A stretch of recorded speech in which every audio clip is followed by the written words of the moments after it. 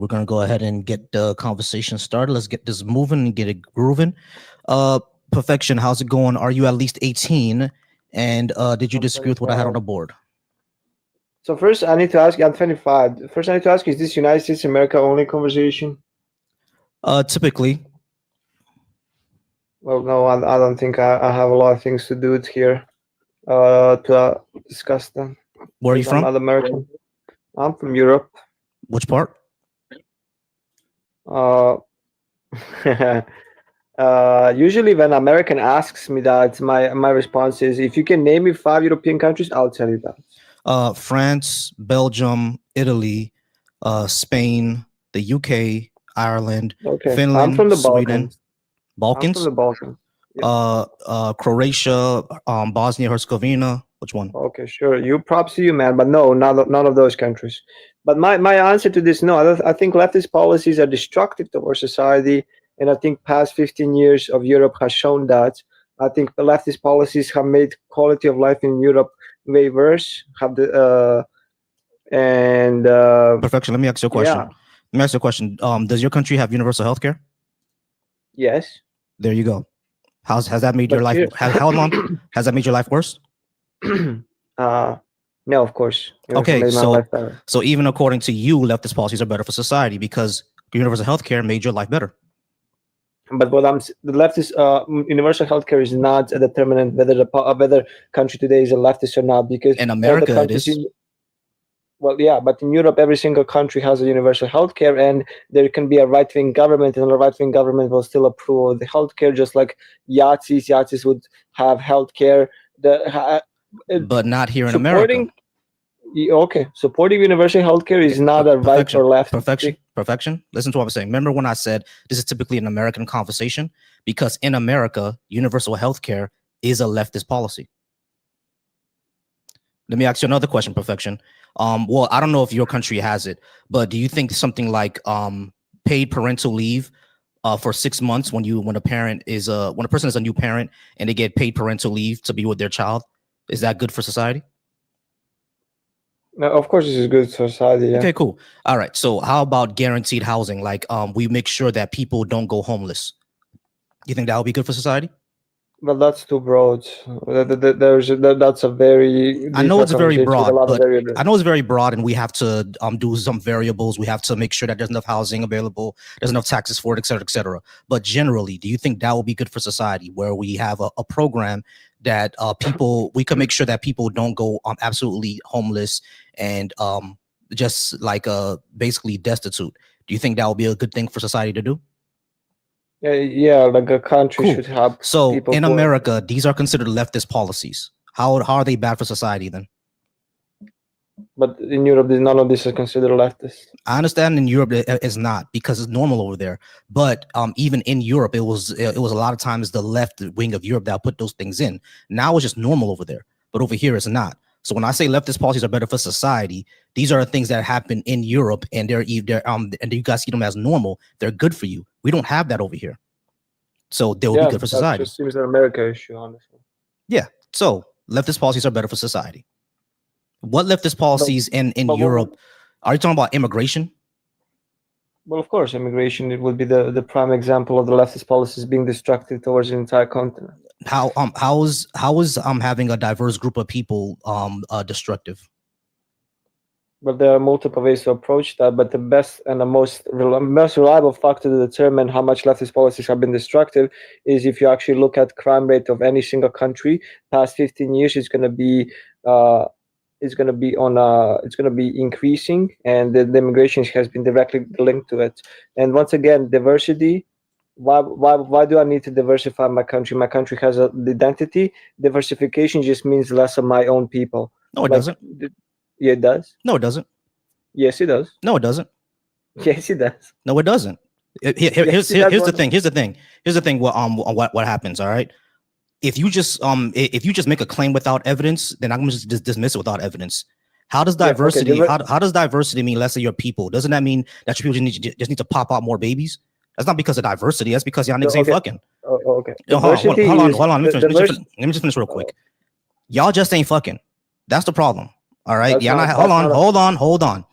Y'all motherfuckers ain't have no babies. We've all seen the birth Okay. rates in Europe, and we've seen the birth rates in America. We've seen the birth rates in Japan. Y'all motherfuckers not having babies, bro. That's Okay. y'all fault. It's not because of diversity. You can have high amount of immigration and still have a high amount of a birth. Hold on. You can have high immigration and have a high birth rate. A perfect example of this is South Africa. South Africa has immigrants from other African countries, and they still have a high birth rate. You see what I'm saying? So it's not because people are being diverse. It's because y'all motherfuckers ain't fucking. Y'all gotta pop out some more babies. But that's the first thing I would say. But the second thing that I would say is that when it comes to crime, right? Crime is more correlated with things like poverty and proximity than it is to immigration. Because again, you can say this is a unique European thing, right? But in America, our immigrants are not the ones committing the most of the crimes. It's the native people committing most of the crime. And when I mean by native people, I don't mean like Native Americans. I'm talking about like the people who are born in the United States. They're the ones committing most of the crime, not the immigrants. And not only that, every time a European, hold on, I'm not done. I'm not done. Not only that, every time I've actually looked into this, whenever a European claims that immigrants are causing all the problems, and I look at European sources, they even say it's not the immigrants.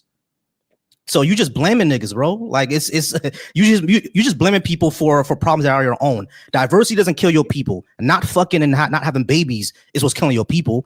Immigrants are not the ones causing crimes. Y'all the ones committing the crimes. Y'all just have a scapegoat for immigrants for your birth rate. That's y'all fault. So is it possible that the one single country does not have babies at the same time decides to protect the borders? How is me not having my country not having a lot of babies and me deciding to have open borders policies related? There can be a country such as Hungary who has low birth rate and decides to protect its borders. You are connecting two issues that are not necessarily connected. You just said crime. Okay, so no. You're talking about birth rates. Okay, you need to actually follow the conversation because obviously you're not following. No, so I'm following. I'm following. Not having we are not fucking, so therefore we need diversity. That was your argument, basically. That wasn't my argument. No. That's not my argument. I'm going to repeat myself. Let me repeat this again. Let me repeat. Okay, no. I'm going to repeat this again because that's what y'all always do. Hold on, this is what y'all always do. Y'all always try to misunderstand. Hold on. I'm going to clarify because clearly you did. I'm going to clarify. Because clearly you did not understand me. I didn't say you need that. Hold on. I'm going to clarify because clearly you did not understand me. I did not say, nor did I imply that you need diversity because you're not having babies. I said diversity is not making less of you. What's making less of you is you not having babies. That's what I say. I didn't say you need diversity. Hold on, wait. Hold on. Let me finish. I did not say that there is less of you, therefore you need diversity. What I said was that the reason that there are less of you is not because of diversity, it's because you're not having babies. We've all seen the birth rates of all across Europe and Asia and America. You're not having babies. That's the reason. It's not because you're being more diverse. Okay, now, when it comes to when it comes to protecting the borders, this is my stage, not yours. It's my stage, not yours. So yes, when it comes to protecting the borders, I have no issue with that. I have no issue with protecting borders. It's how you do it that I have an issue with, like what we're doing in the United States. Go ahead. These are sovereign countries. They have right to determine how they want to protect their borders. You don't get to dictate your morality on how we protect our borders is irrelevant. Sovereign countries means they get to make their own countries and they get to elect people. No one said otherwise, bro. No one said otherwise. Yeah, I said I didn't. I didn't say I could dictate what you do. I didn't say. Hold on. Bro, you're not understanding what I'm saying. I said what I said was I have no issue with protecting borders. I always have an issue with how. Like in the United States. In the United States, the way that we're protecting the borders is basically ringing up grandmas and children and putting them into detention centers where psychos go ahead and rape the kids. That's what's happening in America. I have an issue with that. Don't you have an issue with Border Patrol agents rounding up teenagers, having sex with the girls and getting them pregnant? Because that's basically rape.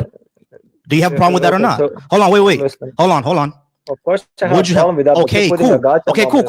That's not reality. Perfection. Hold on. Perfection. No, you're just listen to my question. Jesus Christ, bro. No, I'm trying to actually have a conversation, but I am. No, but we can't have it if you don't understand what I'm saying. You're just nonstop yapping and deflecting. Okay. This is my stage or your stage? Whose stage is this? your stage, but she's Cool. Hey, no. Ain't no ifs, ands, or buts. There ain't no ifs, ands, or buts. This is my stage. This is my stage. So I'm going to talk. You understand? Okay, cool. So what I said, my argument, my position, exactly. You ran like a bitch. So my position is that I don't have an issue protecting borders. It's always based on how. That's my issue. All right, nobody. Go ahead and come on up.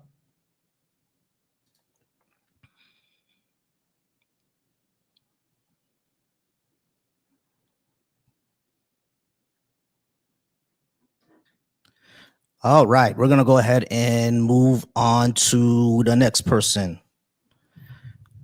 Yeah, nobody. You don't know how to use the word unk. That's not what unk means.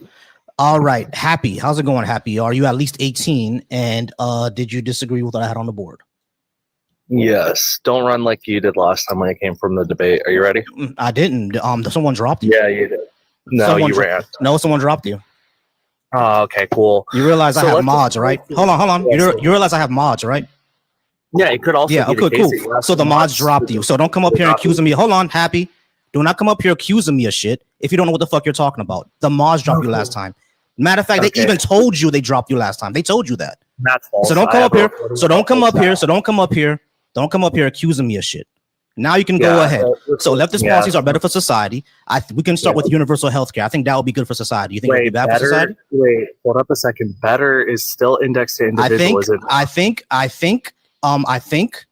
that universal healthcare would be good for society. Do you think it would be bad? Preference based. I don't care. Do you disagree? Yeah, I don't believe. Okay, cool. So you disagree do you disagree that universal healthcare would be bad for society? You disagree that universal healthcare would be good for society. So does that mean you think it would be bad for society? Do you think universal healthcare would be bad for society? Yes or no? Yes. Okay, cool. Why? I don't have an obligation to make sure that you have this, do I? You don't have an obligation. No, of course you don't. But the argument is not about whether you individually have an obligation. It's whether if we live in a society and we vote for a government, like people who represent us, et cetera, should the government who has a role in our society, who has the monopoly on force, do they have a duty to make sure that this part of our society is paid for? I think they do. Why do you think they don't? Yeah, I say they don't based off the preference here. If it is the case for universal healthcare, everyone has to pay into this. Mm-hmm. This is going to be forcing people to do something that they don't have a causal obligation to. If you want to make the argument here, right. So the problem I have with that, Happy, is that I also don't have a causal need to protect you, but we still pay for the military. Wait, you have a causal obligation to protect your own property. Yeah, I have an obligation to protect my own property, but I don't have a hold on, Happy. I have an obligation to protect my own property, but I don't have an obligation to protect yours. However, we still pay for police and military that do both.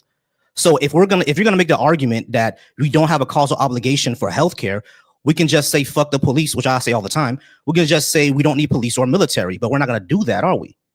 So yeah. Like that's what I'm saying. Like this argument, I also don't have a causal obligation to make sure that your kids are educated, but we pay for public education. Yeah, you don't. The reason why we do that, hold on, listen. The reason why we do all this is because we realize that it's beneficial for all of us. So what I'm saying is that when it comes to universal health care, will it be beneficial for all of us? And if it's beneficial for all of us, why not do it? Cool. Can I finish the statement without you interrupting? No. Answer that question because you already finished your statement. Your argument was that you had no causal obligation to make sure that I have health care. I also have no causal obligation to make sure that your property is protected. To that. Wait, so hold on. No. You're going to respond. I'm going to reiterate what I'm saying without you bitching. So the argument you made was you have no causal obligation to make sure I have health care. Cool. I have no causal obligation to make sure that your property is protected. We all still pay for police and military because we understand that's beneficial for all of us. Well, maybe not the police, but at least in a concept, in a way, we understand that police and military is beneficial for all of us. I view the same thing for healthcare. Hold on. I view the same thing for healthcare. I view the same thing for healthcare.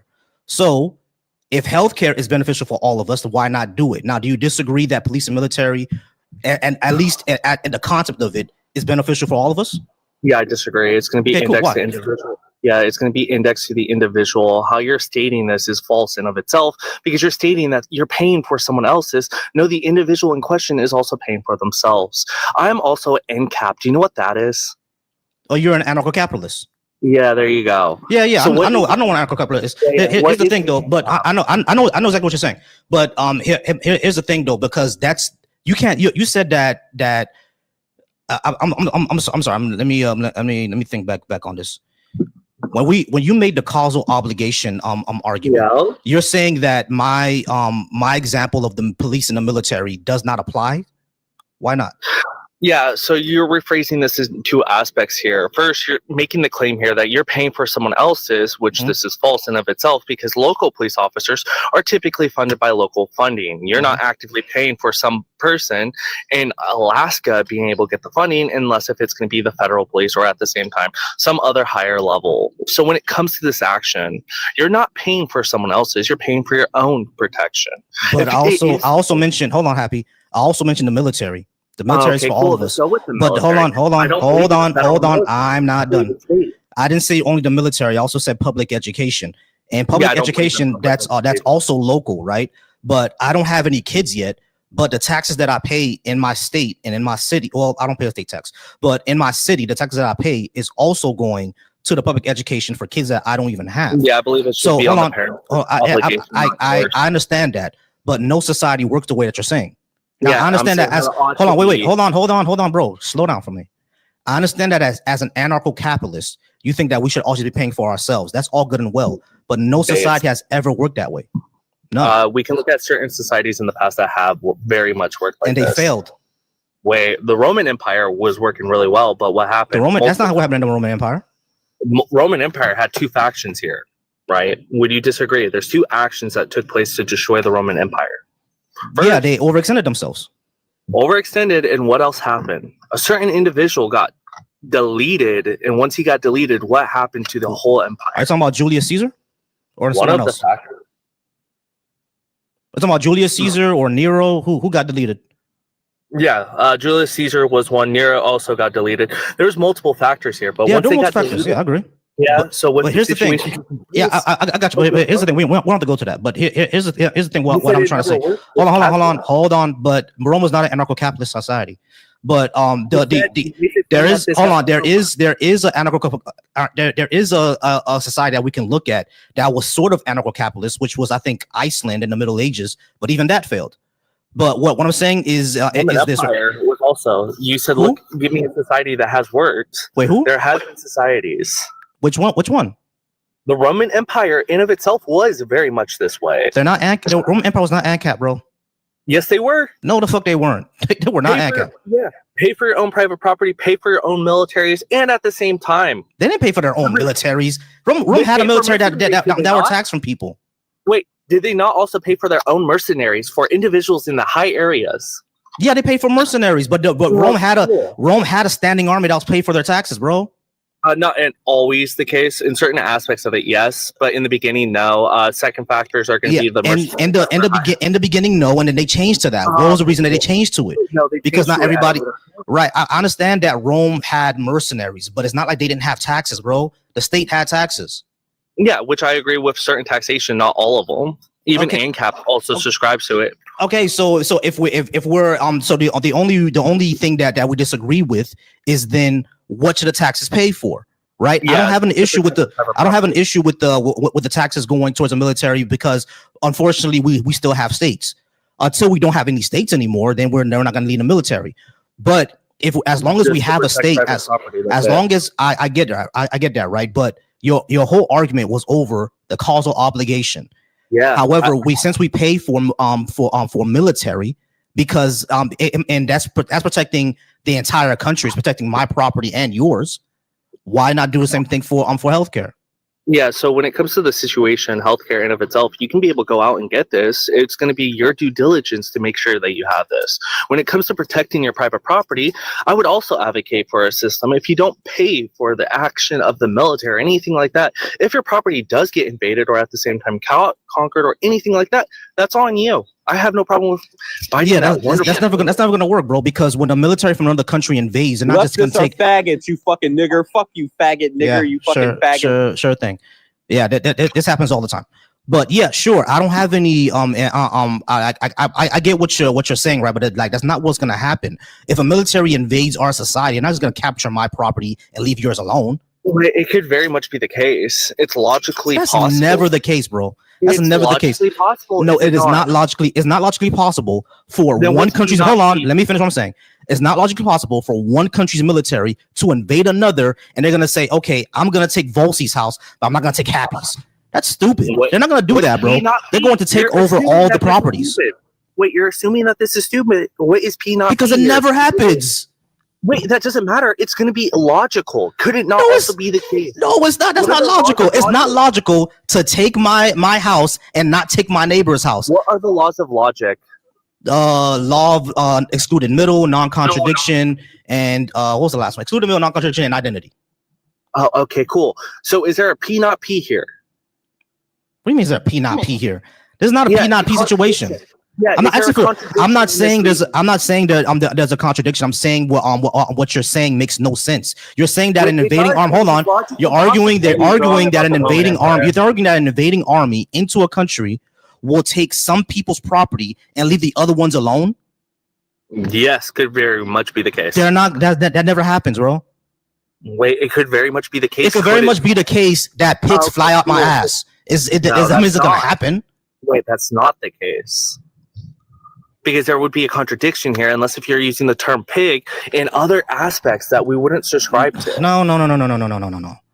In the history of militaries, when has a military ever invaded a country and only said, "I'm only going to take the residencies of the blue people and the red people, I'm never going to leave. I'm going to leave them alone."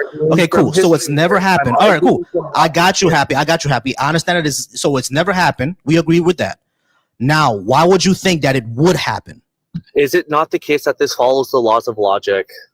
We're not going to actually. I'm asking you, why would you think it would happen? I think that scenario would be a case. Yeah, so it follows the case of laws of logic. There's not a P, not P here. It does not contradict itself. It has the law. I'm asking you about probability. What makes you think this is probable? I don't care about probable. Then your entire argument is nonsense. No, it very much is valid here because it's not valid. This is stupid. Yes, it is. It's not stupid because it's very stupid. It doesn't matter if it's P not P, bro. P not P is not the issue here. P not P is not the issue here. The issue here is probability. Do you think this is probable to happen? That an invading army would invade another country and never take on ownership of anyone else's house? It's logically possible because I don't think it's possible.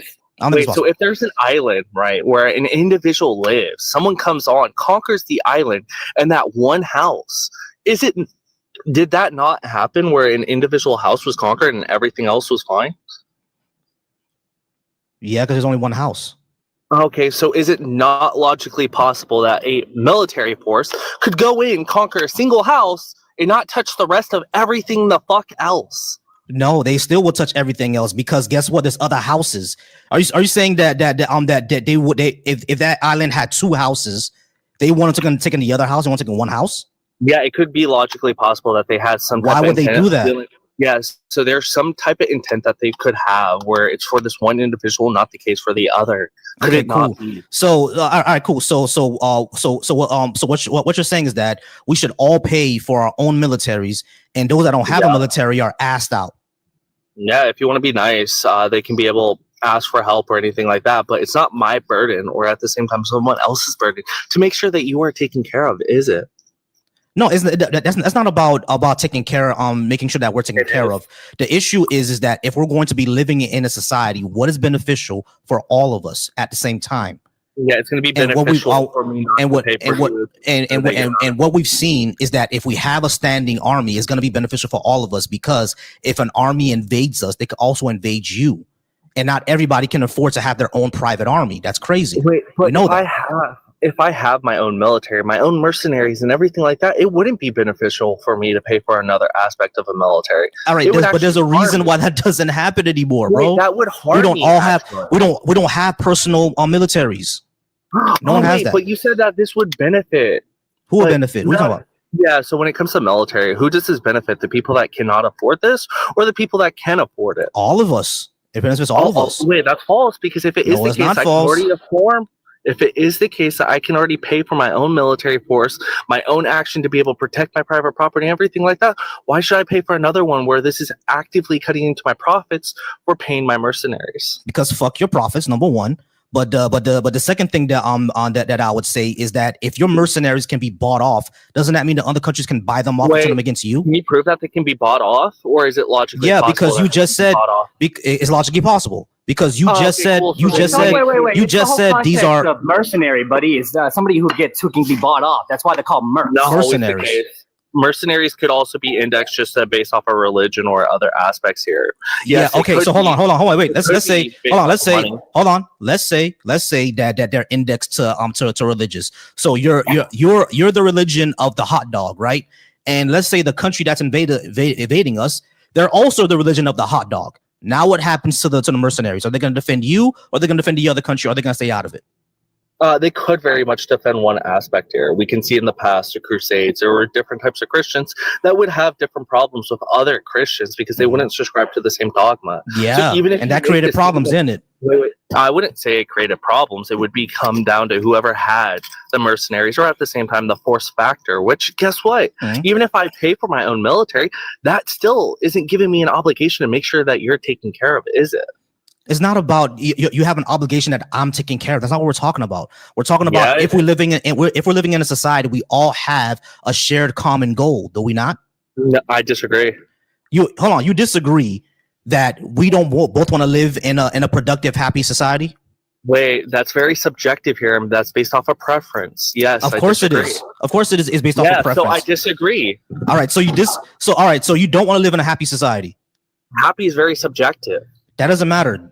Yes, it does. All right. So, okay, let's take away happy. Do you want to live in a productive society? That's very subjective, too. Do you want to live in a safe society?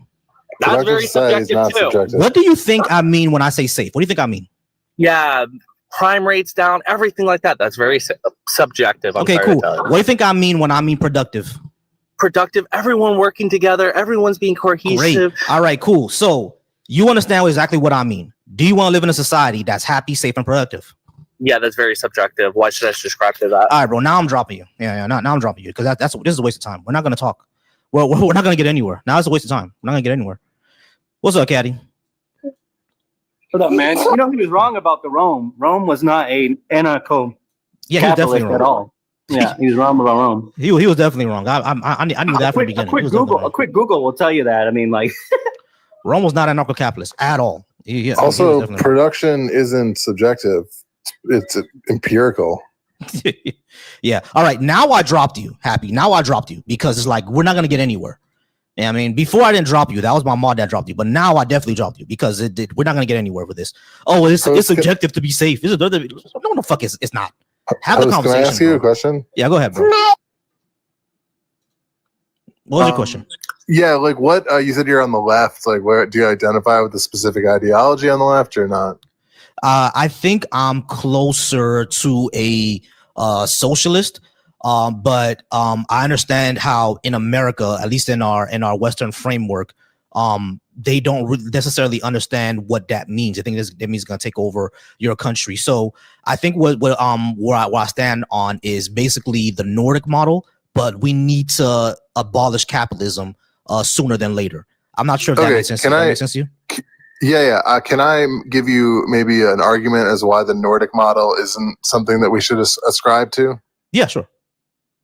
So the Nordic model is coming under contradictions itself right now, but I think principally from a Marxist position, simply put, is that if you look at what the central banks invest in the Nordic model, what their funds, those national oil funds are, they're invested in Western finance capital. So they indirectly fund U.S. imperialism through the organ from which imperialism emerges, basically, in what Lenin says of finance capital. So, like, yes, they have a high social safety net, but one, a lot of this was established in contention to the Soviet Union at the time, and was in the West's best interest to dissuade people from like more Bolshevikism or like Marxism, Leninism. So that's what I think a theory as to why these Nordic countries have the quality of life that they're allowed to have, while not having to divest in like military, for example, that the U.S. basically provides for them through NATO. But principally, it's like they at the end of the day, they support finance capital. And someone like a place like China does not have the same direct ties to Wall Street and the City of London Corporation. Okay, yeah, I get that. So you would say that the Nordic model is what we shouldn't aim for. We should aim more for the Chinese model. And even then, even a Chinese model may have some issues in it. So we should go more towards just straight communism, right? Well, I think that the Chinese are practicing communism. Oh, I thought they were practicing state capitalism. But okay, yeah, I can see that. I don't have any more. I guess the main thing for me is like China considers their form, like they consider the productive forces socialist, right? But it's socialism with Chinese characteristics. So it's Marxism, Leninism with like Mao Zedong thought. Yeah. I think that there is in Marxism the term sublation is often used, where it's like Mao drew inspiration from the founding fathers, specifically George Washington, as well as like the Marxist leaders like Stalin, etc. And he sublated into Chinese socialism, like Chinese history, etc.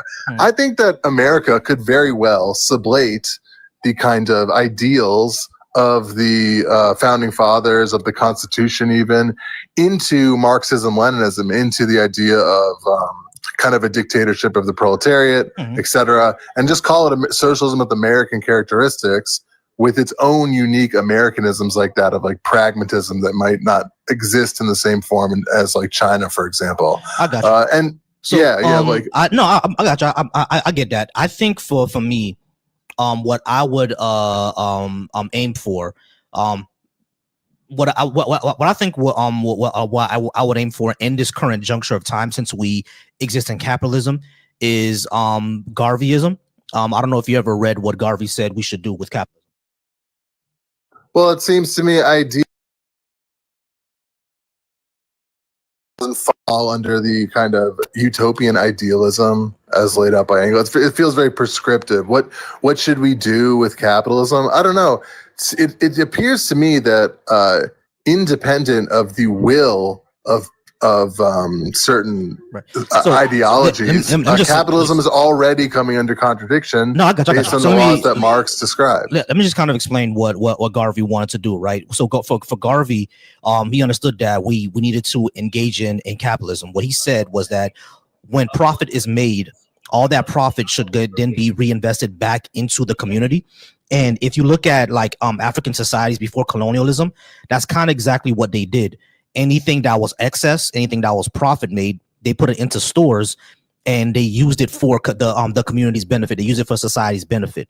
I think that's what should happen, right? And honestly, whenever I read like socialist thought, that's what they say to do anyway. Like profit can happen, but the profit should go to investing back into the community. It shouldn't be kept into stores and hoards. And I'm sorry, I didn't hear what you said before. What you said? Yeah, I'm just saying, like profit is just surplus value. It's surplus, value extracted above the labor that human labor imbues a commodity, right, with value above its constituent parts. It's called surplus value. It's realized in profit.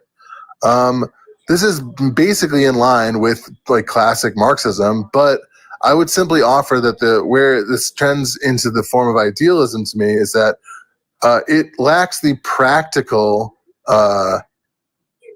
integration of who mediates the relationships of surplus value reintegrated into society. Where do the profits go? Who decides where to allocate these resources? Okay, and by what means? In pre-colonial Africa, it was basically the elders, the chieftains. They basically had Soviets already. Is that that they were basically the chieftains, the elders, the people who knew the community and what they needed, essentially representatives. Essentially, they're the ones who allocated where these stores of grain. Well, I just call them store grains, but surplus value. They were the ones who decided where the surplus value would be going and why it will be going there essentially. So essentially they already had the Soviets. Is just that we called it something different. You know what I mean? Like they were chieftains, elders. I guess I would just err on the side of caution in regards to a sort of backwards trend into history. You're talking about pre-colonial history, and history marches on. And what the importance of the American post-war empire has brought is it has brought with it a kind of global marketplace. It is like the world is now orchestrated. You could even argue that it's not even capitalism anymore that actually drives expansion, but that's a separate point altogether. But the global market is in place. The idea of Soviets being in control or small groups, it actually doesn't necessarily scale at the level from which I think would be necessary at the current epoch. That's why I kind of signaled to China. China has multiple civilizations, a lot of ethnicities, a lot of different interests, but it is a strong and large bureaucratic central government that seems to participate both actively in the marketplace with state-owned enterprises, and also participates very heavily in the ideological side as well, as they have, they're Marxist. No, I don't disagree. Go ahead. So in the terms of socialism, we have to understand that within America, the seesaw effect exists. And a lot of people live within a subjective reality echo chamber, which capitalism loves these echo chambers because the division that it creates is very large and very vast, which makes it always a seesaw effect where we can't get everybody on the same page within America to actively do socialism. And on the terms of capitalism, these capitalists are already realizing that the colonizer mindset of, extraction of resources and colonizing is not going to last them forever. So they're already sort of preparing for techno-feudalism. And that's a huge thing that you can see with these certain far-right Republicans backing certain tech industries and certain corporations and stuff like that. So techno-feudalism is very much talked about now and very much a reality. Yeah, like the World Economic Forum, they talk about this pretty much directly. I would just counter. It's like, okay, well, in what way is this actually even capitalism anymore? Is this a new mode of production? I would argue that it is closer to socialism, even in America, than actual capitalism that Marx described in the 19th century, because capital profits do not fundamentally drive capitalist expansion anymore. You mentioned the techno-feudalism, this type of integration into information technologies. These were all social media. The internet was a project of Soviet-style socialism, basically, within the context of America. None of these companies make any profit. The information is actually that's not true. That's not true. Can I pause real quick? Everybody pause real quick. All right, y'all. So the number is up on the board. You can call in if you disagree with what I have to say. 786-530-5941. Please call in. I do appreciate y'all. If you're watching me over on the Deconstruction Junction, I appreciate you over there. You guys are wonderful. If you're watching me over on the Volsy Thoughts channel, my own personal channel, I appreciate you there. And if you're watching me over on Twitch and Facebook, I appreciate you there as well.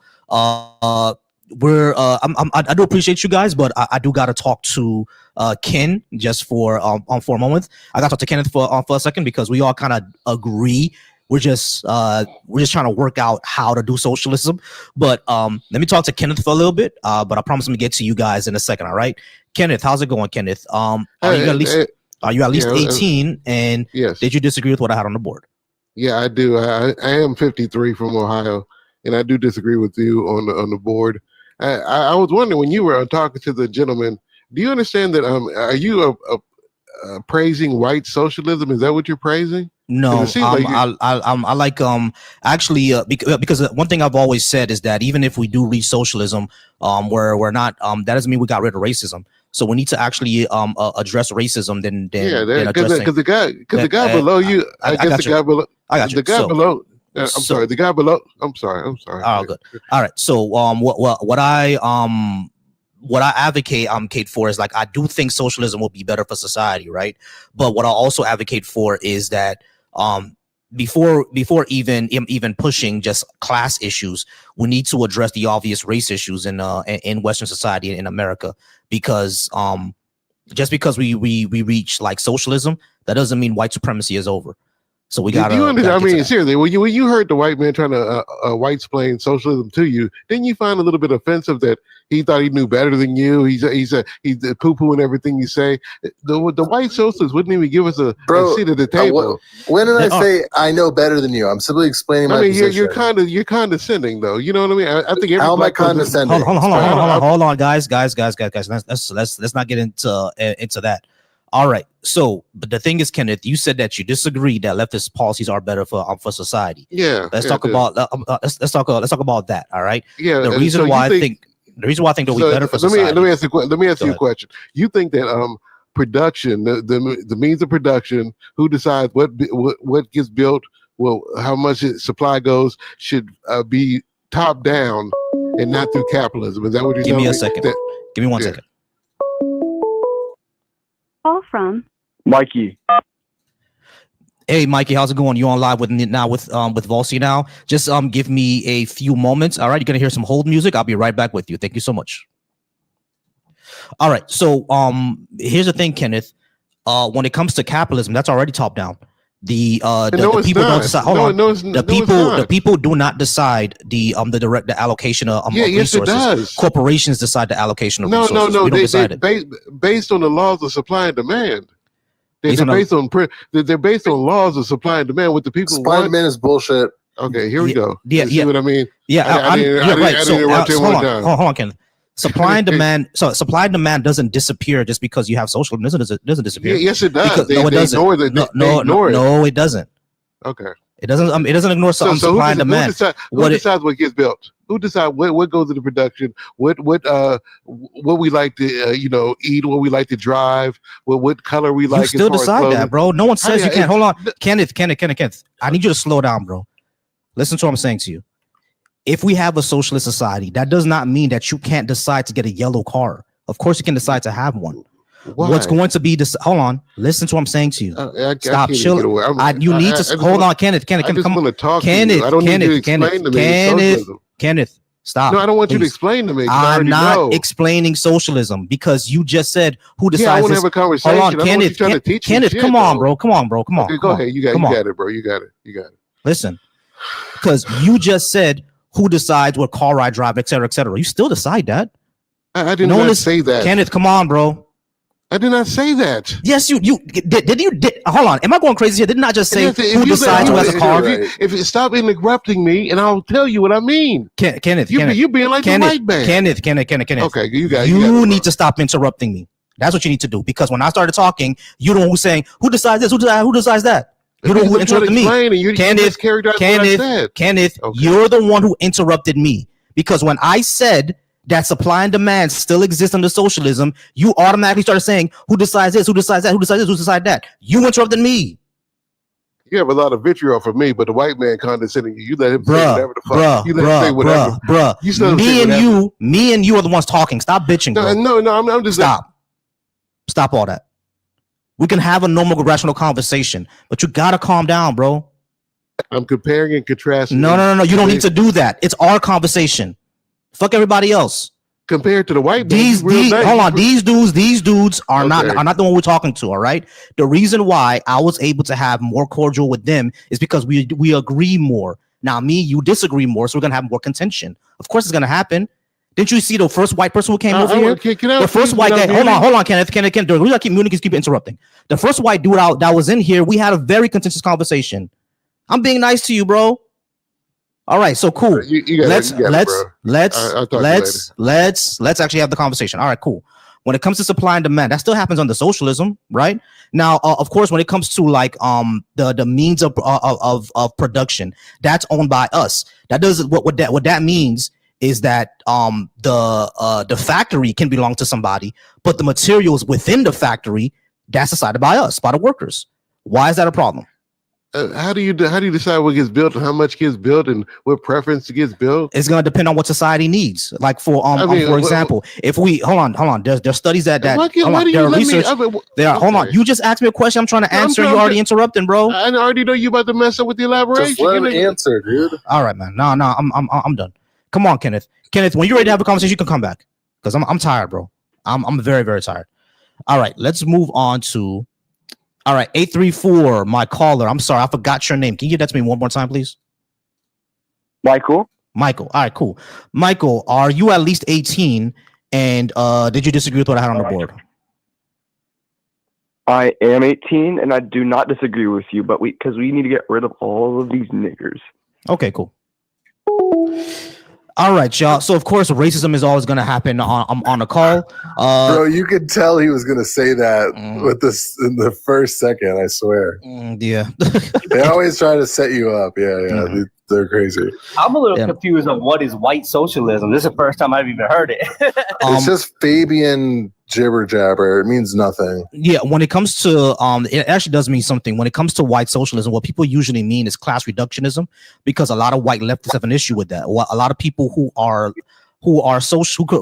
claim to be leftist and socialist, a lot of them focus more on the class issue than the race issues in America. Now, isn't that the primary contradiction? Isn't that like? Hold on. 817, how's it going, 817? Are you at least 18? And can I get your name? And did you disagree with what I had on the board? I'm supposed to give out my information, yes? Yeah, I just need your name. Are you at least 18? You don't have to give me your exact age. I just need to know if you're at least 18, your name, and did you disagree? Yeah, my name's Richard Ryder. I'm 18 years old, and I do disagree with what this man is saying right here. Okay, cool. So, all right, Ricky. So I think leftist policies will be better for society, and I'm talking things such as universal health care, investment into our infrastructure, parental leave, things like that. I think those will be good for society. You think they'll be bad for society? Why is something like parental leave for new parents who have a child spending 6 months with their child and being paid all that 6 months to bond with their child? Why would that be a bad thing for society? I just think kids need to be on their own and such, you know. I just don't think these kids need to be having them parents around, because once they turn into an adult, I mean, they ain't gonna need that kids anymore. All right. Hold on. I'm sorry. What was your name again? Can I get that one more time, please? Richard Ryder. Richard. All right. So, Richard, let me understand you really clearly. A woman has a baby, and you want her to go back to work within 2 weeks, and then fuck all happens to the baby? I mean, if that's what you think is going to happen, then yes. No, it's not what I think is going to happen. Hold on, this is what I'm saying. That's not what I think is going to happen. What I'm saying is that when a mom has a child and the father wants to be there for the child as well, they both should be able to take off work for at least 4 to 6 months in order to spend time with that child and helping them raise that child, and then they can get their child care situated within that time. And now that if they're getting paid and they're spending enough time with their baby, they're going to be bonding with that baby and going to be able to bond with each other as well. I think that would be good. Why would that be bad?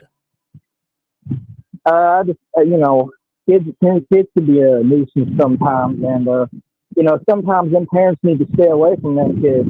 I mean, I remember my parents had a baby boy one day, and I just said to myself, "Oh man, I'm tired of this boy." Right? All right, Richard, I'm very, very confused over what you're talking about. I'm sorry if you had bad parents. Like, that's terrible. I wish that your parents really were able to be there for you and raise you better. If they were terrible parents, I'm very, very sorry. You know what I mean? There are resources for that, you know, therapy and stuff like that. You may not be able to afford therapy, but there are people who are training to be therapists who would give you free therapy if you would like. There are resources, and I'm sorry that you didn't have good parents. But what we're talking about is in general, we know that parents love their children. Is it a good thing for those parents to spend time with their children? That's all I'm asking you.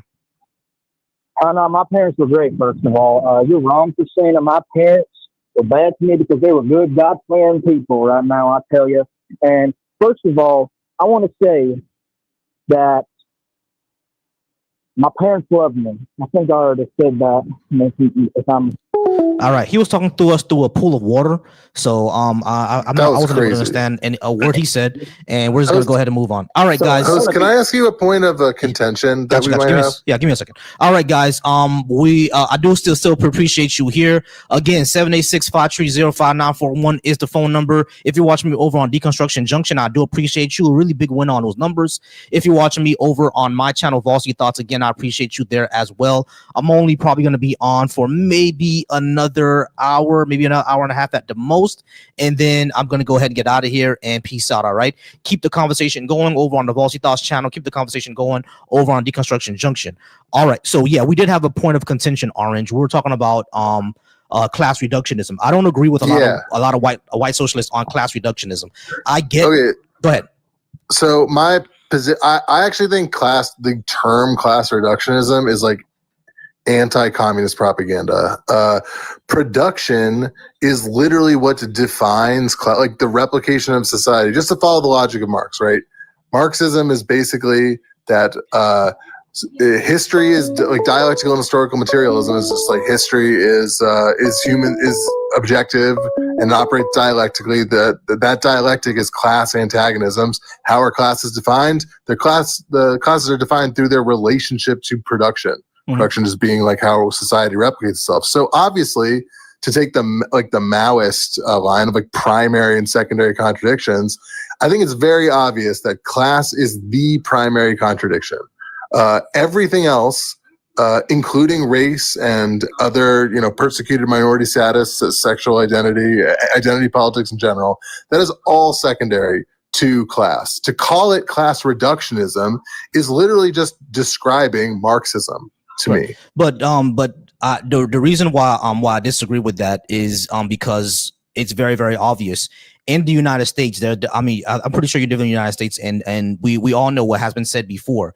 If you make the poorest white man feel that he's better than the richest black man, he'll empty his pockets for you, right? So when it comes to our society, then, isn't it? I got you. You said when it comes, hold on, though, right? I understand what I said. Feel when it comes to our society. Race is extremely important.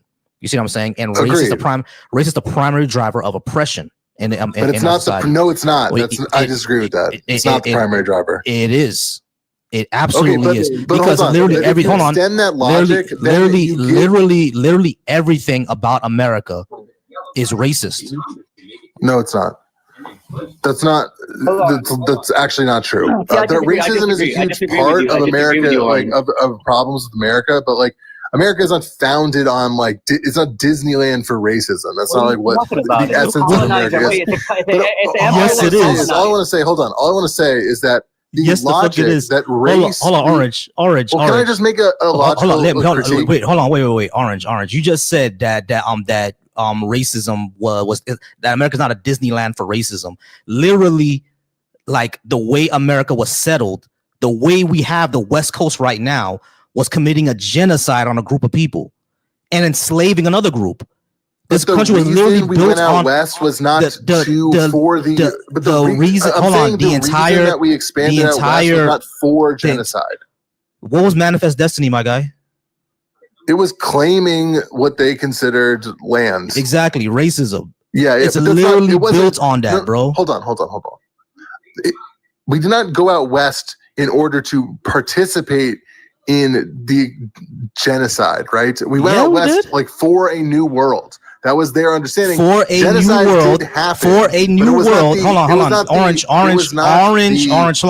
Driving force. Orange. A new world for who? The settlers. Who were what? Primarily white. White, period. Because black people were not considered citizens or even people back then. So what I'm saying is that Manifest Destiny did not include black people. It did not. We know that, right? And Manifest Destiny was about getting rid of the people who were there. It was not just finding a new world. It was getting these savages out the way in order for us to claim our birthright as the white man. It was all racism, bro. This country was built on that. Racism is the primary driver of oppression here. Like literally everything that we do. The pollution in America is driven by racism too, because there's environmental racism and the way the highway system was built, down to fucking pollution. It was built on racism. This is all but again, in order to draw this logic back to its most fundamental basics, you would have to ascribe a certain race magic to the motivations of mankind in history. When I think it makes much more sense to describe this as a matter of a downstream effect of the productive forces. So, it's not about race magic, Orange. It's not about race magic. What I'm saying is that white supremacy was invented. Explain racism then. Are white people just inherently racist? All right, Orange. I'm gonna start muting you. All right, so you gotta stop doing that. Racism, or at least in our current modern version, came from white supremacy. We know that's where it came from. Came from Europeans. So when how was it created? Because slavery. So slavery and colonialism. It was slavery and colonialism. Slavery and colonialism. What was slavery and colonialism? I understand. You gotta stop doing that, Orange. Please stop. I'm gonna ask you to stop. So, white supremacy was created during the colonial times. That's what created America. All right. We all understand that slavery was what was started as a mode of production, et cetera, in order to make more profit. We all get that. We all get that. We're talking about the foundations of America. The foundations of America. That is the foundation. Foundations of America was not about production. The foundations of America was building a new country for the white man. It was all about racism, because they could have had production without slavery, and they didn't. Pilgrims were racist against what? The Pilgrims were racists. So were the founding fathers. Hold on. Did the Pilgrims come to America to establish white paradise, or did they come to establish a certain religious freedom? Both. What you don't understand? Wait. What you don't understand? Orange. What you don't understand? Orange. What you don't understand is Abrahamic religion was a colonizing religion, and it colonized alongside empires that colonized. That's the thing you don't understand. And what was colonizing was the relationships of the British Empire to the productive forces at the time. That is what the engine of colonization was. Listen. Native Americans existed on this land before European Native colonizers. Americans also had a slave economy. Because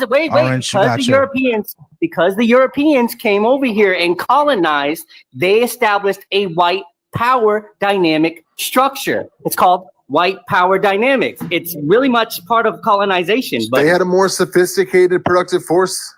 It's called systematic racism, because it affects the system of the people today. Was it racism, or was it the productive forces that ultimately led to the victory of the let me ask you this question. Let me ask you this question. You're trying to expand, right? But you don't give a damn about those people and how they live and what they worship and how they believe.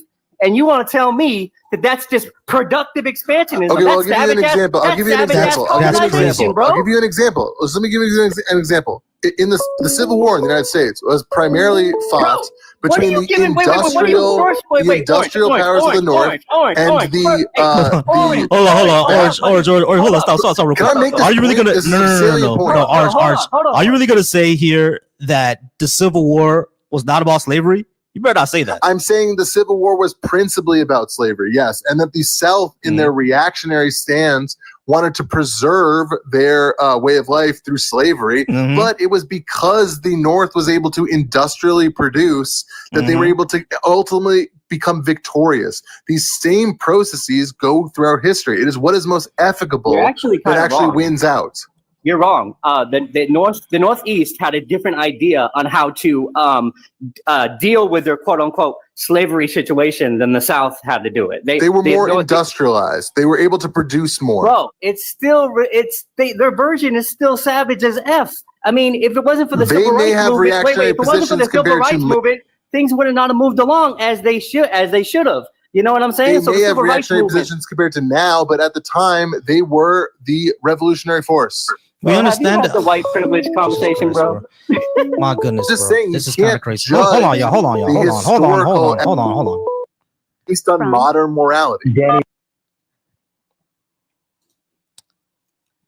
I'm sorry, you said your name was Danny? Ultimately, the American Revolution was a Yeah, progressive Orange, be quiet. revolution. Orange. Stop. I have a caller now.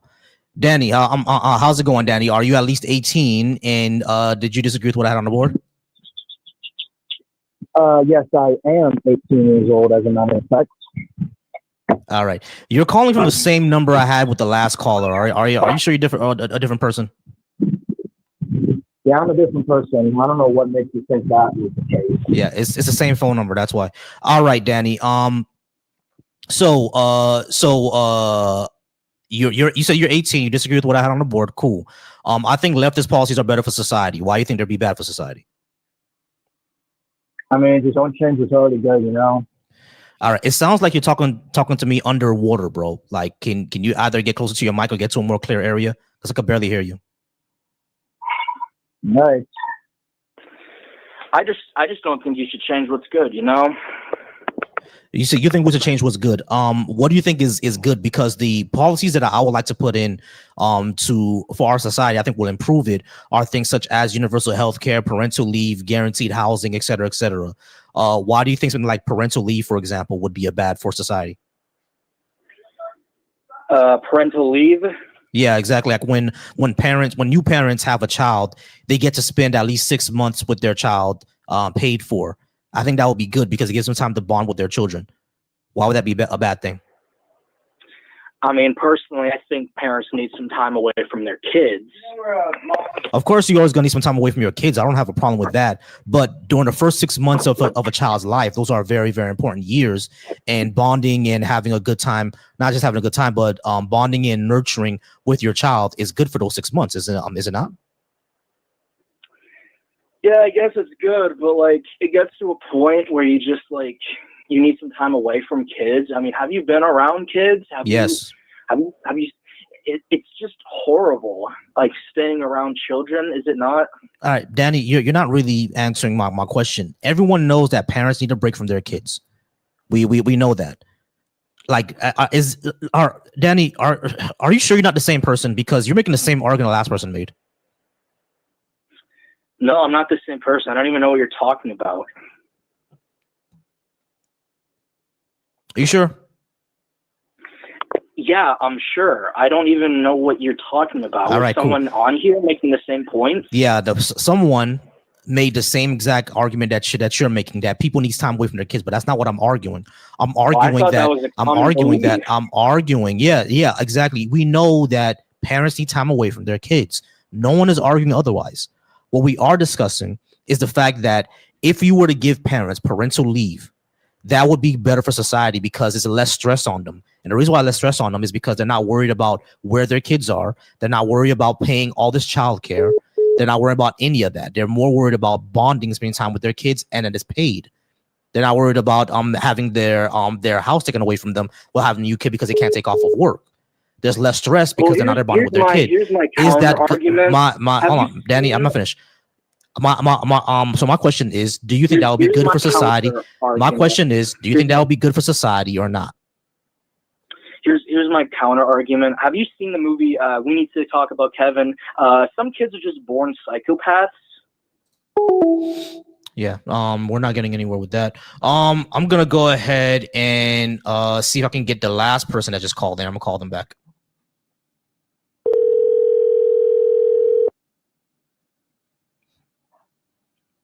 Hello. What's up? Calling you back. You're on live with Volsi now. Are you at least 18? And can I have your name, please? I am actually 27. My name is Steven. All right, Steven, 27. I think leftist policies are better for society. Did you disagree? I do not. However, it is the nitty gritty of that where I think further discussion would be in place, because I actually am an anarchist socialist, and I agree with most of the stuff you said. I'm actually in a different ballpark, not because I think that policies should be more conservative. I think it's the other way around. I think that we should much further expand socialist policies. I think taxes should be a lot bigger than they are. I agree. I'm just at a point. I'm at a point right now where right now people are not people actually don't understand, either don't understand communism, definitely don't understand what anarchism is, because I barely understand it. You see what I'm saying? So it's like we have to operate, we have to meet people where they are, which is why I'm advocating for the policies that I advocate for. And then once people accept those policies, then we can try to start moving them into more on taking our power back from the bourgeoisie. You see what I'm saying? So that's what I'm trying to, that's kind of my strategy here. Having people understand that these things would be good for society and what is causing those things to not happen. And if we can see what's causing them to not happen, which is of course the billionaires and the way that our society is ran, then we'll be more to change those things. Does that make make sense to you? Yeah, no, I am fully on board with using I don't really want to call it centrism because that's obviously not what it is, but using more to the center leftist policies as a way to bring people to the bridge. Because I understand that using a full fundamental aspect of going beyond even unions and stuff like that to give people a more productive view of I guess more expansive welfare, a more scrutinized but more clarified understanding of where those taxes are going, so that the rich can no longer work off tax breaks, so that they can't be able to hide behind their wealth, their position, their power. Obviously, there are a lot more palatable things that are going to exist there before things that I would advocate for, which I think even I've seen even other Democrats disagree with. I think full scale from pregnancy to full on maternal and paternal leave. I think that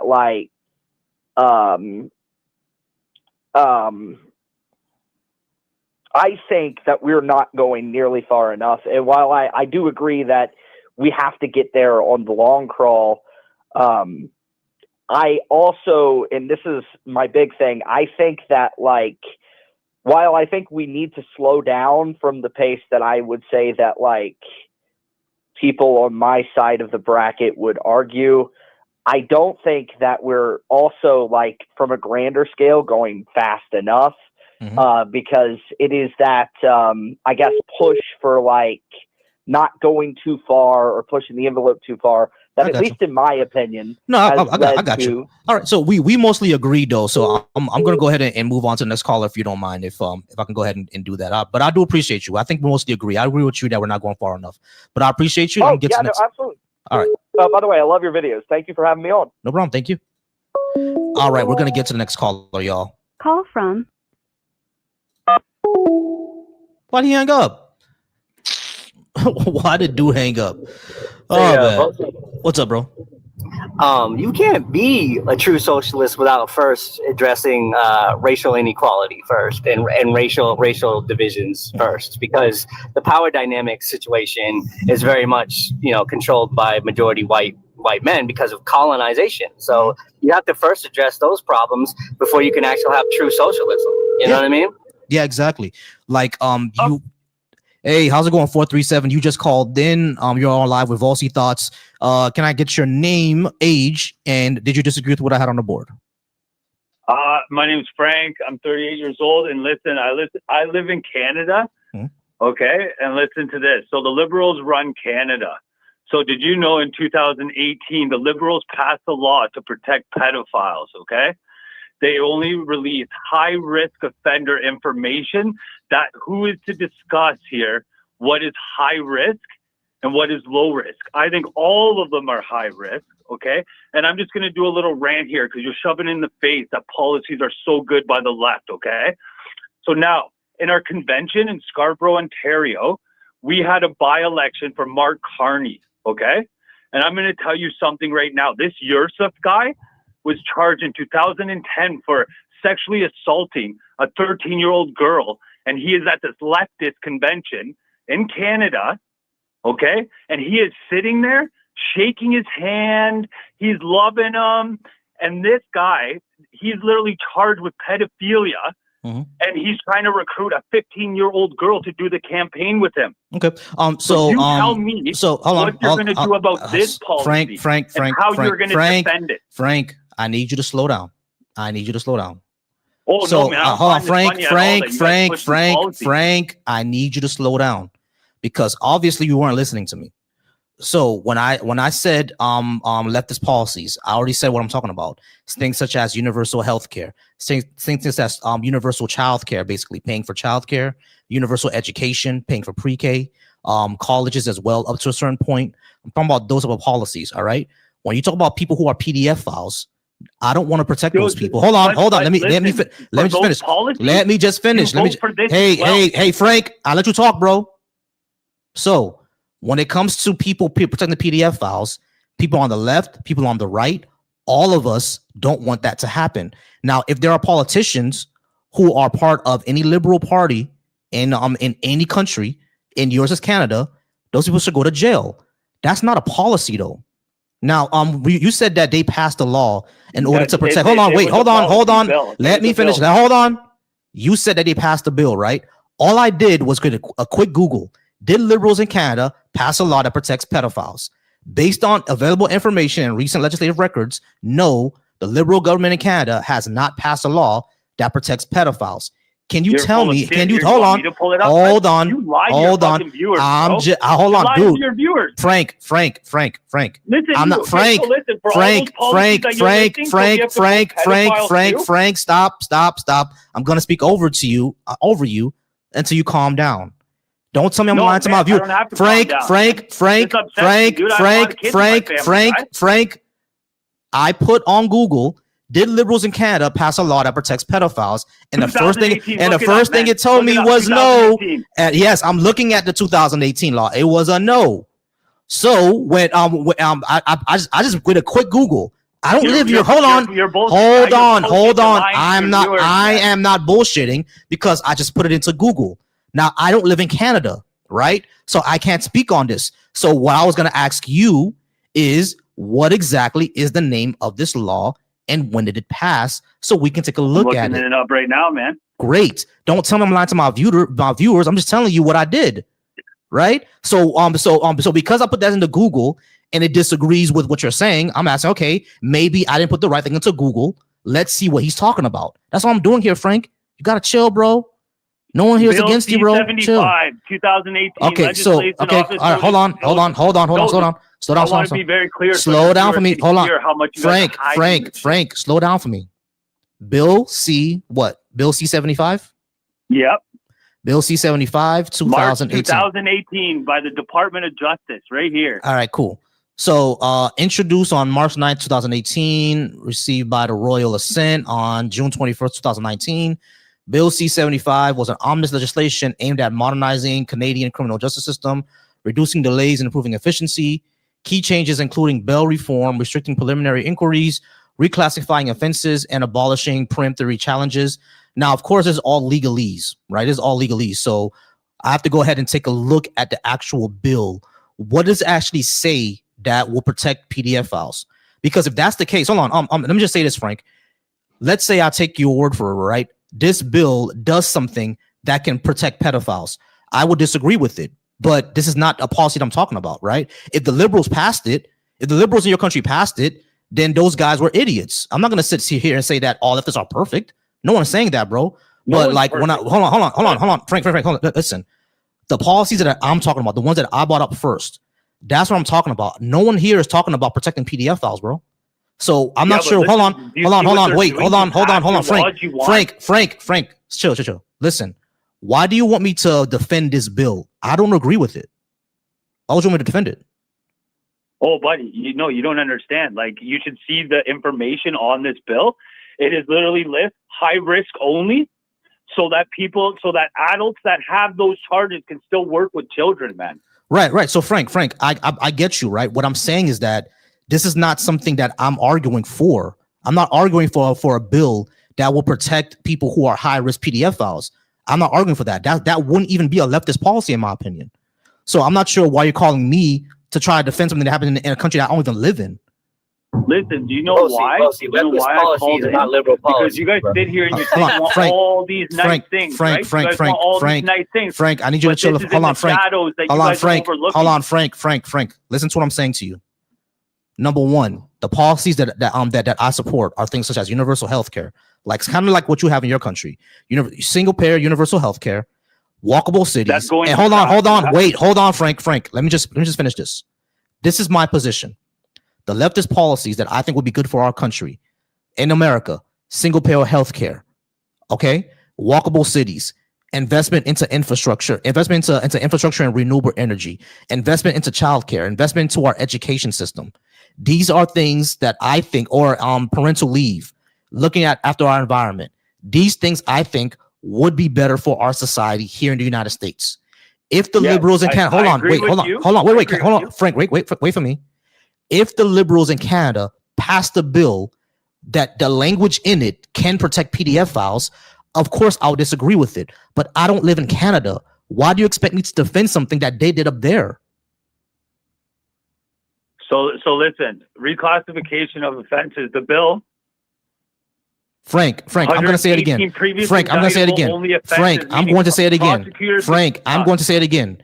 If the liberals in Canada passed a bill that has language in it that creates a loophole for PDF files to get away with their crimes, of course I would disagree with it. But I don't view that as a leftist policy, number one. But number two, even if you view it as a leftist policy, I get that. It's a legit criticism. My issue is, why are you calling me to defend someone that I don't even fucking know? I don't live in Canada, bro. Why would I defend that? Yeah, but listen, man, your Democrats are the exact same way as Canada. You guys aren't seeing the big picture. What bill did the Democrats pass that protects PDF files? Dude, this whole Epstein thing that you guys talk about every single day and blame Trump, Biden had that for 4 years, man, and didn't release one thing that's relevant. Yeah, because the Democrats and are now fucking. We're finding out Because the Democrats are also the degenerate fucktards. I don't give a fuck about the Democrats. So this is what I don't get. Is so the Democrats aren't even left, Frank. So angry that people are following politics so hard. Frank, the Democrats in America are not even leftists. They're still capitalists, bro.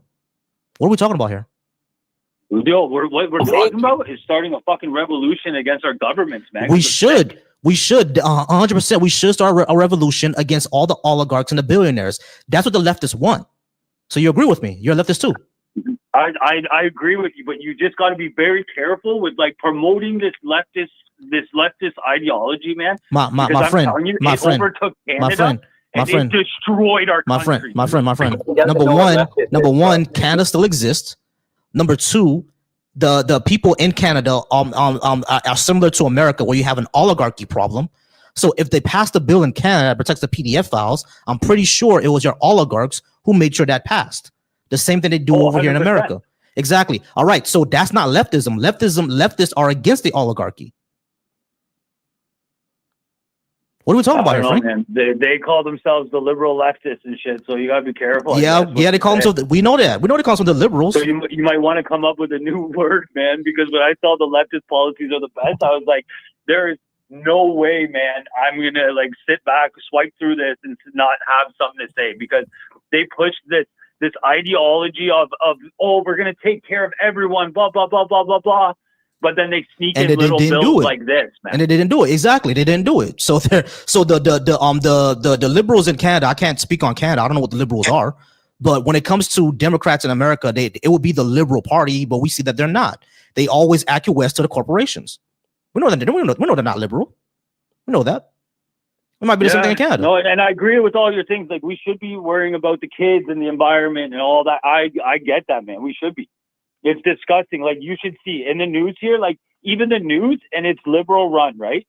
They sit here and they release maybe like 2 or 3 articles a day on what's really happening to these kids. Okay. But like, that's 1 or 2 a day that ends up on the news of kids being trafficked, women being trafficked.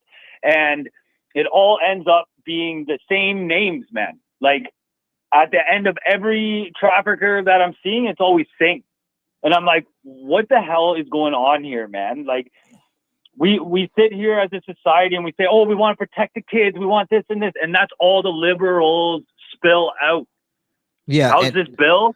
How Right, is so the human trafficking on the rise? I got you. Yeah, yeah. How is that protecting the kids, man? It's not, and the liberals are part of bourgeoisie. So all right, Frank. So I'm gonna go ahead and let you go since we got to a consensus. But I appreciate you coming up, and I'll look more into that bill. Appreciate you. All right, Ash. How's it going, Ash? Are you at least 18? And did you disagree with what I had on the board? I'm 25. Yes. All right. Canada isn't Marxist. They're still a capitalist society. How could they be Marxist? Okay, so first, what's your definition of Marxist? Not capitalist. No, like when I say the definition, like what does it mean? Like what's the Marxist system or ideology? Marxism is, well, literally what I said, an anti-capitalist framework, a framework that critiques and criticizes capitalism and its effects. And what That's is basically the definition. What's your definition of capitalism? Capitalism is an economic system of private ownership of the mean production and allocation of resources. So in Canada, they still have. Hold on, wait. In Canada, they still have. In Canada, they still have an economic system of private ownership of the means of production and allocation of resources. So how is that Marxist? What about free markets and voluntary exchange? They have that in Canada. No, they don't. So Ash, are you saying that business in Canada, there's no market in Canada where business can freely exchange with each other? That doesn't happen. There's significant regulatory capture in Canada. There's no free markets in Canada. What? So you're saying that America's not free market either? No, it's not. It's very far from free markets. So there's no free market then? No. Okay. So hold on. Listen. Regulation does not mean that there's no free market, because my parents are from a country where there's a complete free market and it's shit. What country is you? Haiti. What country? Haiti is not a free market. What regulations exist in Haiti on building codes? There are none. There are none. Hold on, Ash. Hold on, Ash. Wait, no. Ash is not a straw man, because you said, hold on, Ash. I'm gonna push on mute again. You literally said that there's regulatory captures, and you said the one that's heavy regulation. Hold on, stop. This was your argument. You said regulation. Hold on. You said regulations. So let's go by regulations. I'm going to go by regulations. So hold on, stop. If you're going, if we can clarify in a second. You gotta stop. We'll clarify in a second. I will let you clarify in a second. I'll let you clarify, dude. Relax. I will let you clarify in a second. So the first thing that we talked about, when I asked you how's a Canada not free market, if the business can freely exchange with each other, you said because of regulations. I said that that still doesn't make sense to me, because you can still have capitalism and free markets with regulations. You can still have that. You're going to need regulations. You're going to need regulations. You are going to need regulations. Otherwise, companies are going to do whatever the fuck they want for profit, and we've seen that leads to bad results. So I'm going to let you speak. You need to chill first. Right. There is no, according to your own argument, if regulations mean no free market, cool. If you look at Haiti, which doesn't have regulations on things, or at least they're not enforced, that would be a free market, and we see the results of that. So obviously, there's going to need to be regulations. So so my question would be: is having a regulation mean that there is no free market? Is that what you mean? No, regulation is one facet of a violation of a free market. That's what I was trying to explain. Okay, so when I said regulation, I was only beginning to list off the explicit violations of free markets, because regulation is a state capture of a specific part of the market in efforts to block off competition or cut off competition for a specific firm or whatever firm is. That's incorrect. That's incorrect. That's not where regulations What's incorrect about what I just said? What's incorrect about what you said is that regulations are basically legal limits of what a company can do. It doesn't mean that they're going to cut off the competition. It means that I'm answering. Hold on, wait. Okay. No, I mentioned. Hold on. Regulations are simply legal limits on what a company can do. There's laws on what you can and cannot do. They're not capture of anything. Because under regulations, especially in America, they're not saying we're going to own a piece of your company. That's not what they're doing. They're saying as a company, there are actions that you can and cannot take. How do you think that that's undercutting any competition from anybody else? Because all of us, if you own, for example, a lumber company, let's say lumber. Let's say you own a company that affects the environment, like oil or lumber or anything like that. There are things that you cannot do. You need to make sure that your equipment is safe. But that law is for everybody. BP doesn't have a regulation on it that's different from Shell. They both, BP and Shell, both have the same regulation. They need to make sure that the equipment is safe in order for oil spills not to happen, right? So my question would be, how is that making them not compete with each other? Because they still have to, compete on prices and contracts and stuff like that. They just need to make sure their equipment is safe, and that's a regulation. That's an example that I'm using. So I'm trying to understand what you mean by it's a capture of a certain part of the industry. It's not. It's just saying what you can and can't do. I don't think you understand how markets actually function, like in practice, and how a specific regulation captures the free market activity that preceded that specific regulation. But what I'm trying to reach out to, what I'm trying to explain, what I'm trying to say is that the way regulations work in America, what I'm trying to say is that the way regulations work in America is that they're simply saying there are things that you can and cannot do. How is that capturing something? That's what I'm trying to explain. You're talking about what's on paper. I'm talking about what happens in markets in practice. Yeah, right? in practice. Okay, go ahead. For example, rent control. For example, the intention of rent control is to decrease the price of rent or stabilize it so that people can afford it, right or wrong? Sure. Right, that's the intent on paper. The result in practice in markets is that housing gets more expensive because that's a constraint on building more housing and renovating housing for more housing to be built and housing to be maintained. So in practice, rent control explicitly leads in the real world to increase prices. But that doesn't opposite of the intention. But that's not what's going on. But that's not an example of a regulation. But that's not. Hold on, Ash. That's not happening in America, though. In America, the reason why we why we have hold on. Wait. Let me just finish. What basis? Let me just. I'm trying to explain. I am trying to explain. How could you say? I'm trying to explain, dude. Relax. I just said that's not happening in America, and the reason why that's not happening in America is because number one, we don't even have rent control. And number two, hold on. New York City. Let me just finish, dude. New York City has rent control, but the United States of America does not. And not only that, the cost of housing in New York City is not because of dude. All right, Ash. If you interrupt again, I'm just gonna drop you. No, but what are you saying? Shut the fuck up, dude. You make no sense. Shut up, Ash. I'm just gonna be rude now. Just shut up. When it comes to the United States of America, yeah, and you're a fuckboy. Suck my dick. All right. Rent control is not what's causing the rent to go up in New York City. And when it comes to housing in the United States, what's causing it is zoning laws.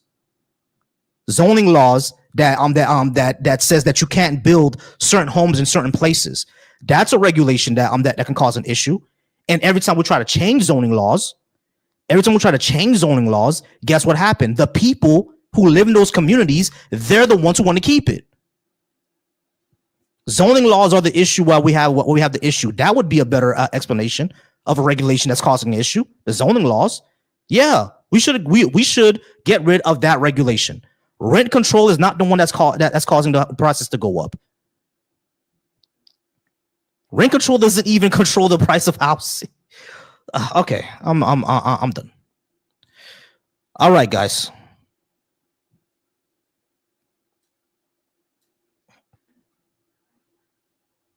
Boy, they fight tooth and nail for that capitalism, don't they, bro? Tooth and fucking nail, bro.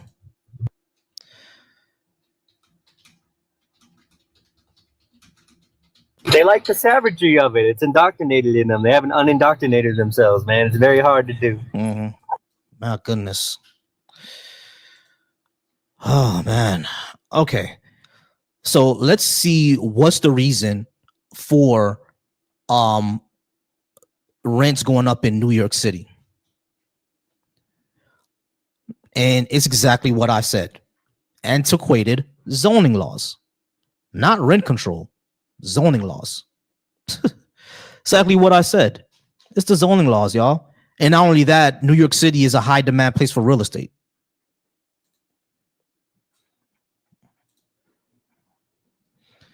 My goodness, y'all. If he wanted to have an example of a regulation that causes expenses, he could have just said zoning laws. And I would agree with him. And it's the left that's been trying to change zoning laws, not the right. He said that he first started off saying that what's his name, that Canada is Marxist and Canada still has has capitalism, which is kind of crazy. It's the thing that they do. People mistake, Democrats as leftists because of the news and the way the news wants to cover it. But leftist policies are not Democrat policies, and that's what people need to understand. Leftist policies are far left of the spectrum and are not Democrat policies. Oh man, this is amazingly stupid, bro. It's amazingly stupid. All right, guys, we're gonna go ahead and wait for probably one more call, and I'm gonna go ahead and likely get out of here. I do appreciate everyone who's been here, everyone who's called in. I do. All right, there we go. Call from Ian, how's it going? You online with Volsy Thoughts? Can I get your age? And did you disagree with what I had on the board? Absolutely. Well, I got into the live where you was talking about rent control, and my age is 30 years old. All right, cool. So, yeah, I think leftist policies will be better for society. Would you like to know what policy I'm talking about, or why you disagree? Well, like I said, the only part I saw, I was just scrolling through, was about the rent control. He was disagreeing with the other caller, saying that rent control does not raise prices, but rent control laws, you can't keep up with inflation, and those apartments deteriorate over time and basically are taken off of the market. So that causes the housing market to shrink, which supply and demand, less supply, higher demand, prices go up. Right. So number one, there's always been a supply issue in somewhere like New York City. That's number one. But when it comes to rent control actually does keep up with with inflation. Like, it doesn't say you have to keep it. Yeah, it does. Well, I mean, it can in certain situations, but the laws in New York, I mean, you still have like 2-3 bedroom apartments rented for $900. Rent control apartments. That's not inflation. That's not keeping up with inflation in New York. Mm-hmm. Okay, give me a second. All right.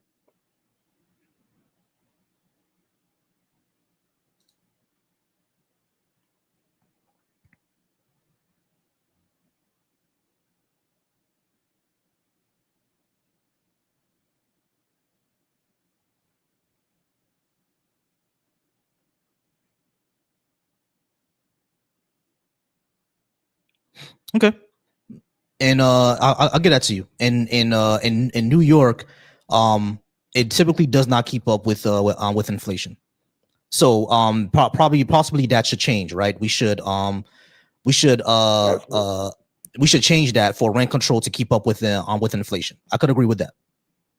Yes, I'll agree with that. And like another point I heard you say before I called in, basically you're saying like the regulations with the zoning laws, that also brings housing costs up also. I would agree with you with that. Yeah, so we should change the zoning laws. Lower prices.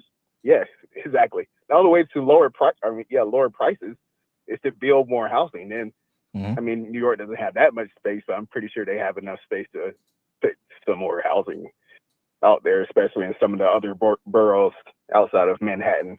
But yeah, that's all I wanted to say. Yeah, rent control, if they kept up with inflation, I can agree with it somewhat, but I think the best way to lower prices was housing is basically build more housing. You have regulation. You have to build more housing because you have to build more housing because, like in a state, in a city in a state like mine, the housing amount isn't going up because of rent control, because we don't have rent control. As a matter of fact, like in Florida, if a one bedroom apartment was $1,000 and someone buys out the units and says, I'm not going to put it on I'm not going to make it $3,000 for one bedroom apartment, and you all have 90 days to leave, they can do that. Yeah, I mean, so it's like that's one of the reasons why the housing goes up down here, because the landlords can do whatever they want, and no one cares. Yeah. Okay. So but I do agree with you. The main way to lower prices, the only way, in my opinion, is to changing the zoning more laws. Housing. Rent control, like it's not in most places, but most places pricing for housing is going up. The only places I think are major cities, is like Austin and I think Minneapolis, where housing prices actually went down because they got rid of a lot of the regulations and built more housing. But yeah, that's all I wanted to call into you, man. I'll probably subscribe to your page. I was just scrolling through reels and saw you and clicked on. Not a problem. I appreciate you. Yes, sir. Thank you. All right. Someone did call. I'm going to call that person right back.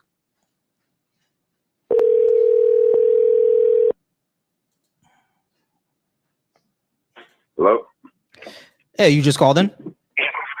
Yeah, I was watching you online, man. So can I get your name and age, please? My name is Harry, 37. Harry, 37. I think leftist policies are better for society. Would you happen to disagree? I definitely disagree. I mean, some of them are good, right? I can't say that all leftist policies are bad, but there's some that are really troubling, man. Like I used to vote Democrat like all my life, man. Which policies are troubling?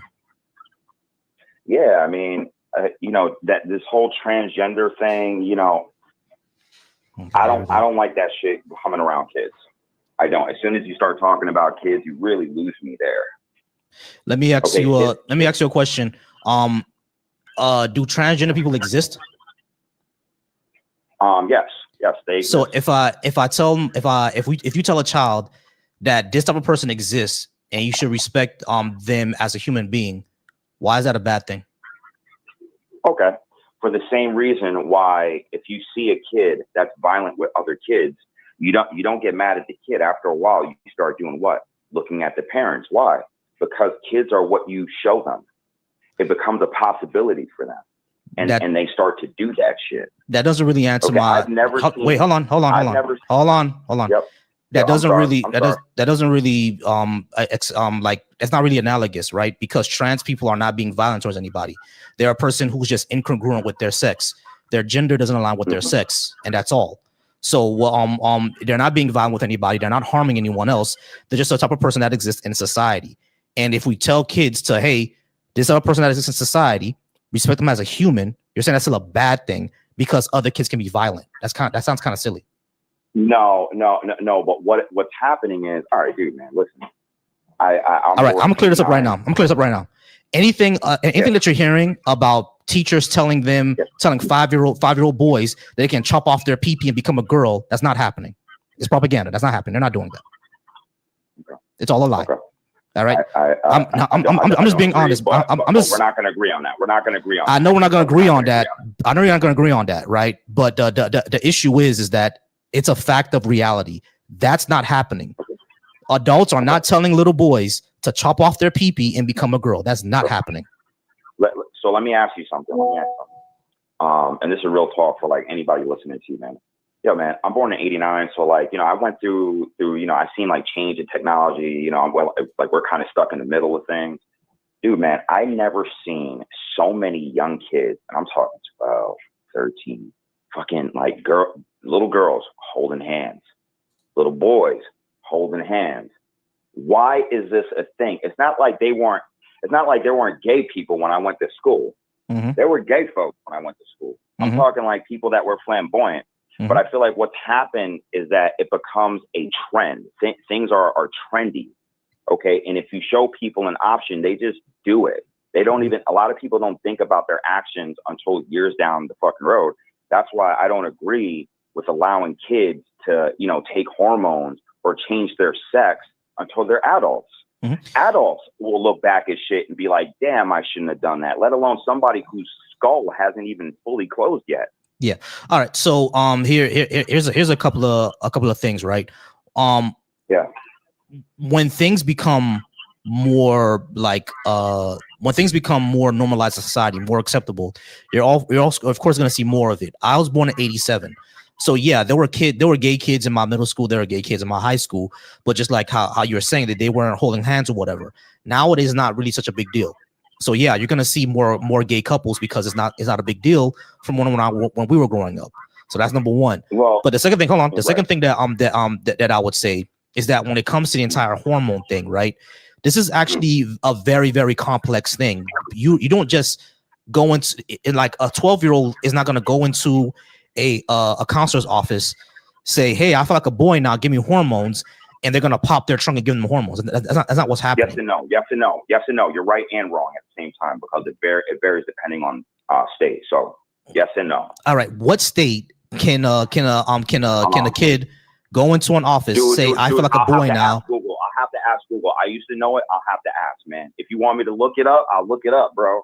While you continue to talk. Cool. Because as far as what I've seen, even in the most liberal state, California, you have to go to a process to get it. Here in Florida, you can't get it at all because it's illegal here. In California, you got to go through a process to get it. That's the most liberal state in the country.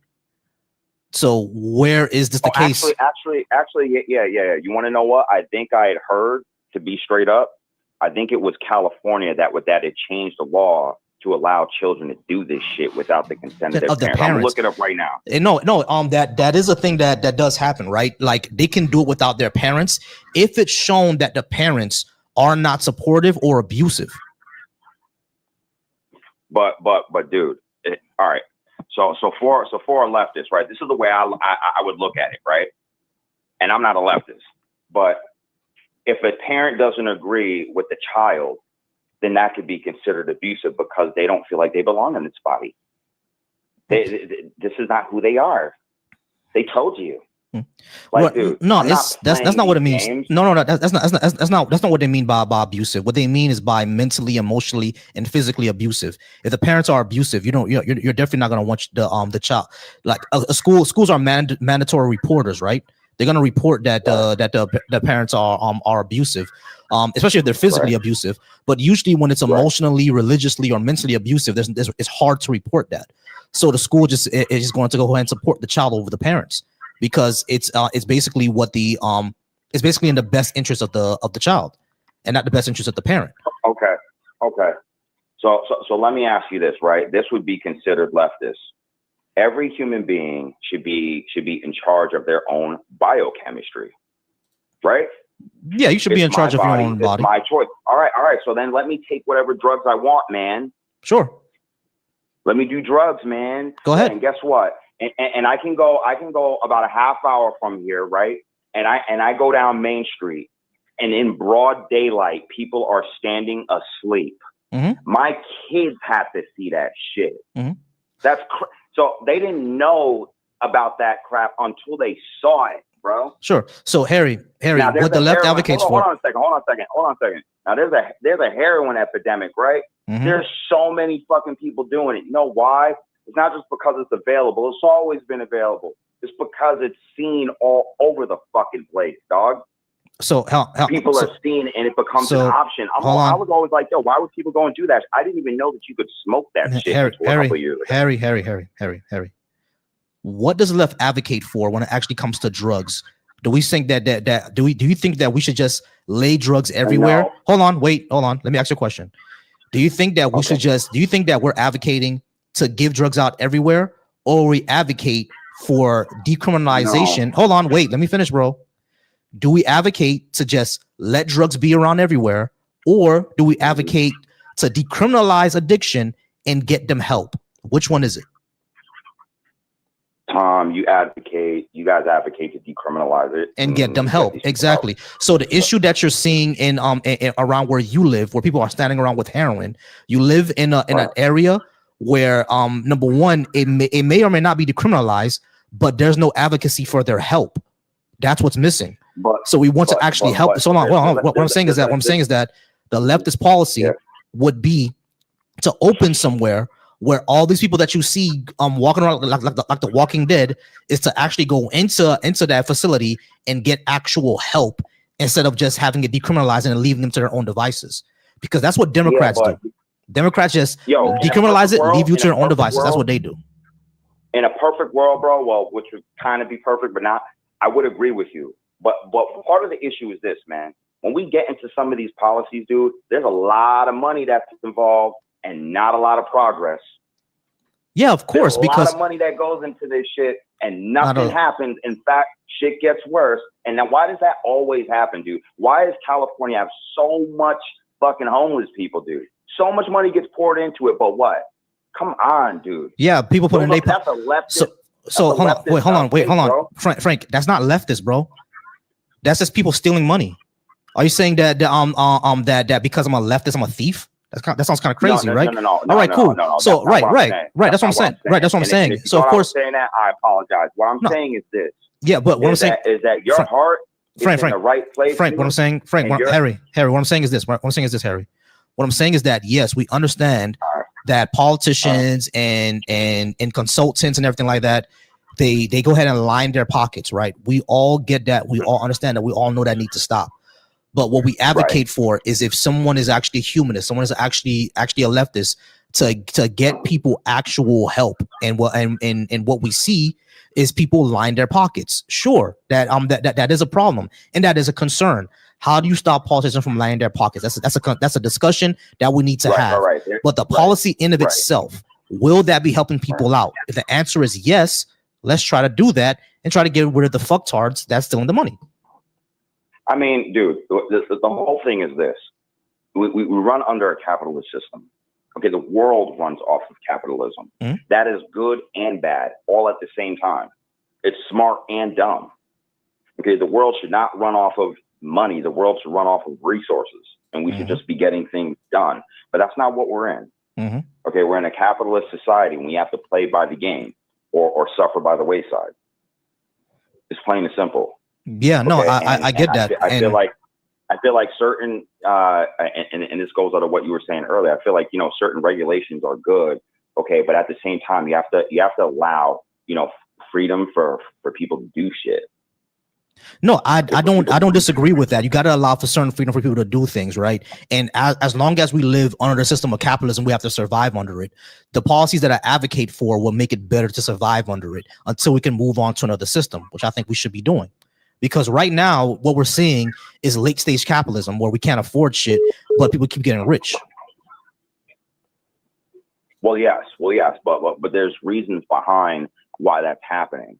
I feel like what we're doing now, doing these new policies and these interventions and shit, people don't understand how this is going to benefit our country because they don't understand how our country gained power to begin with. They don't understand how the United States became a place where people want to come over here for centuries. Okay. Yeah, slavery. No. Well, yes and no. All right. So let me just get this off for the rest of your viewers. I'm black. Okay. My mother is an immigrant from Jamaica. Okay. So just so you guys know where I am and how I'm thinking about this shit. My wife's Jamaican. Listen, man. Who? My wife is Jamaican and my parents are from Haiti. Dude, I knew something I was up when I seen your complexion and shit, bro. I just wasn't sure. I was like, that dude looked like family. But yeah, we family. But yo, dude, listen, man. What's going on right now? And this is for the rest of your viewers. I haven't said this to like anybody, but what's going on right now in this country? Okay, why certain things don't make sense is because Trump is lying to everybody. I'll be straight up. Trump is lying to folks about what he's doing. What he's building is something called the Technate of America. Okay. And there was maps produced for this shit in 1911. Okay. By no other than the grandfather of Elon Musk. Part of the reason why Elon Musk was invited into the government. Okay, what the technate of America is going to do is it's going to control everything from Greenland all the way down to Venezuela. That's gonna be one thing. And what we're trying to do is, because the U.S. dollar is going to collapse, okay, and the Saudis weren't going to renew our petrodollar, so we were going to be living like the fucking Philippines overnight. The same way that China, because China used to be the world superpower, and they fucking fell overnight. Okay, that's what was going to happen to us. I don't want that for my kids, dog. Yeah, I don't want that for my kids, right? So I want us to stay on top. I don't give a f what we have to do, bro. Keep us up there, because when powers start to match in capability, they fight. That's what the Cold War was. That's a lot of wars. A lot of people died. Yeah, exactly. No, I don't want that either, right? I would rather us move to a type of global society where we're all working together, just like how you said. Technate, if y'all are listening, Technate of America. Yeah, it's TECNATE of America. Of America, yeah. All right, look that shit up. They're trying to create a technocracy, and I don't think they should, because that's gonna be that'll be the worst thing for the planet. Yeah. So when I agree with you, that when governments when powers start to decline, they fight each other, right? I believe that we should move past that as humanity. We need to start moving past I'm over you, you're over me, et cetera, et cetera. We need to start moving as we're human beings, and we want to survive together on this planet. That's what we should be going towards. And I don't want it either, but I think it'll be a mistake for us to keep on going down the route that we're going, because it's going to lead to a fight anyway. All powers decline. You know, all powers decline. So America will be one of them. Let me ask you this. How did the like, I always thought about this, like, what if the Native Americans would have just killed those friggin' people that came over, right? And they just led their society like how they did. Because I haven't recalled anything about them leading their society with money and currency. They kind of just did things based upon what they had nearby. Yeah, right? Same thing with Africans. Imagine, right, and the thing is, their society was even more populated than Europe. Okay, so they built a prosperous civilization over there. Now, the thing is, I always wondered, why don't people just do that? Why do we always have to use capitalism, right? The technocracy is that. It's that. Okay, I don't think it would be, bro. Because if you look at Dark Enlightenment, if you look at what these people want to do, it's extremely frightening, especially when it comes to people like us. Because, like, remember Elon Musk, he's the son of apartheid. You know what I mean? And the person who wrote Dark Enlightenment, yes and no, bro. Remember, his father is an American. Right, but that's what people don't realize. His father, Elon Musk's grandfather was actually Canadian, and they moved to South Africa specifically because of apartheid. They moved there because they wanted to be raised within apartheid. Elon Musk grew up within apartheid. Yes and no, because they moved. The reason they moved was because after World War II, the technocracy wasn't popular anymore, so they went to Canada, and then Canada outlawed what the fuck they were saying. And yeah, exactly. So then they went to South Africa, and it was in South Africa. And the people who were pushing up technocracy in South Africa were the apartheid people. Okay. Yeah, so Elon grew up as he's basically the son of apartheid, and if you read what Curtis Yarvin wrote, he actually wrote that this needs to be basically like a monarchy again, and re-enslave people. And who do you think people they're going to be re-enslaving? Like Curtis Yarvin really wrote that they're going to re-enslave people. Okay, but who's the monarchy? Who's the monarchy? The monarch is the CEO, basically. It's gonna be the president as a CEO of the country. No. So what the technocracy is the technocracy is led by a group. Okay, it's led by engineers and scientists. Okay? Right. And we do things for that, like they make decisions for the betterment of humanity. Okay, they do things that are just better. Right, but that's It's not going to what improve our civilization. It's just going to be better for us. that's what So they're they do it. that's what they're saying, right? But what are the results that we're seeing? We're seeing that AI data centers are increasing our hold on. We're seeing AI data centers increasing our electricity bills, being put in minority areas and poisoning the water. You see what I'm saying? So they want to have a better thing for society, but what's going to happen is that it's going to be better for them, not for all of society. So how do you lower the energy bills? You lower the energy bills by having more energy.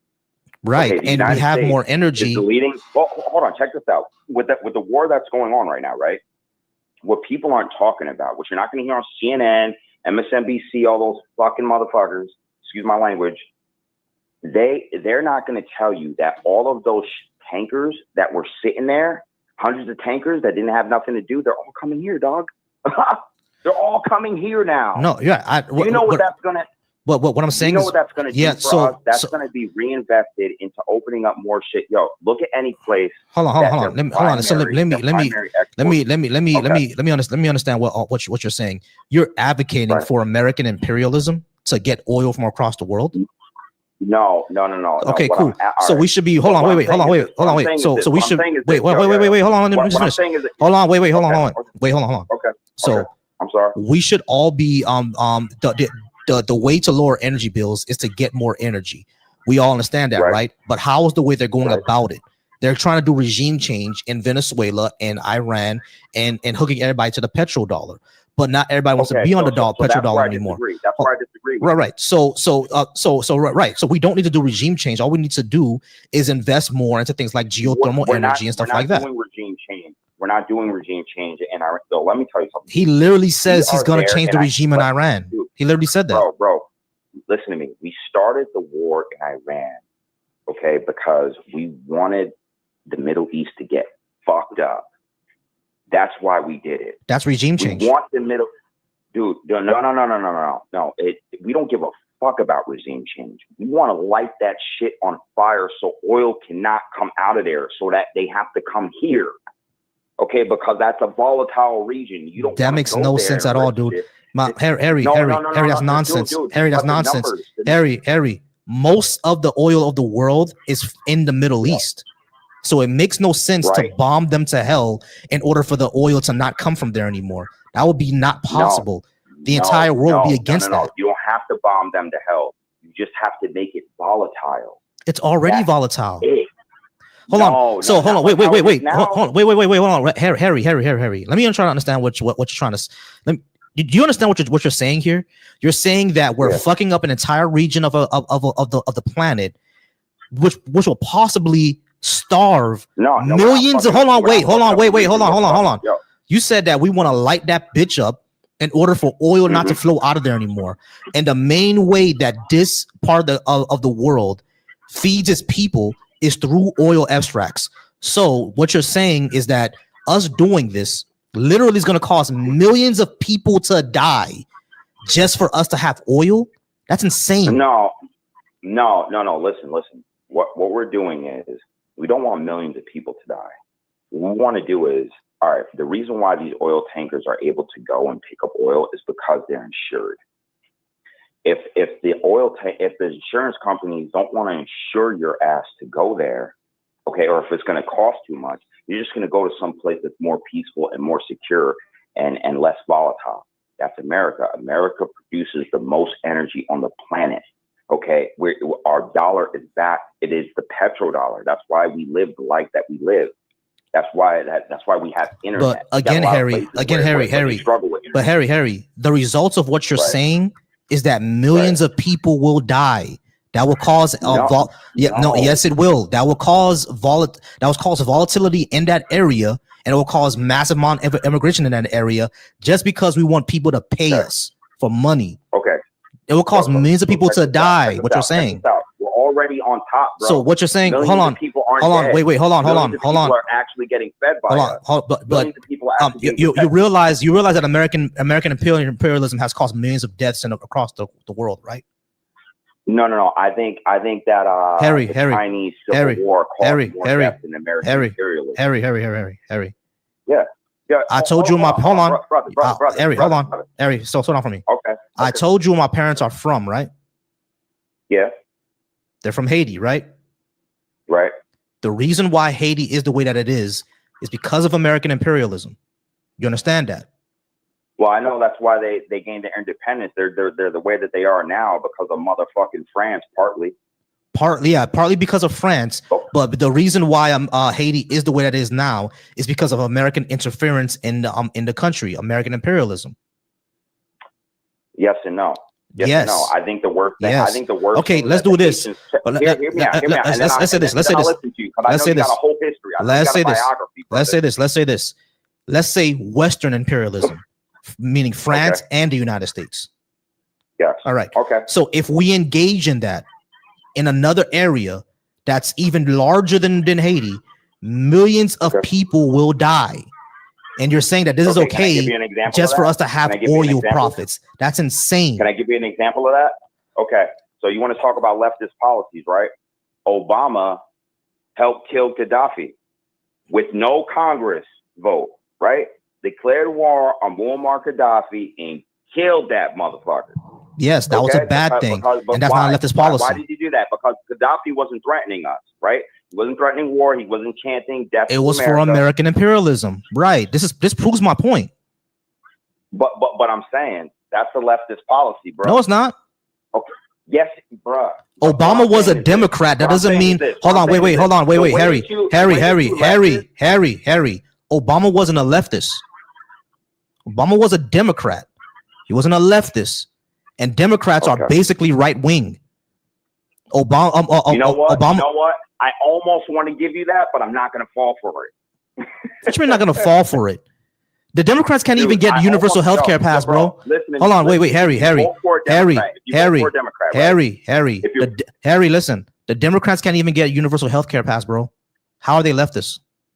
Yeah, all right, because if you vote for a Democrat, right, you're also voting for leftist policy. No, you're not. All right, how about this? They don't employ leftist policies. What is the chance? Yo, dude, what is the chance, right?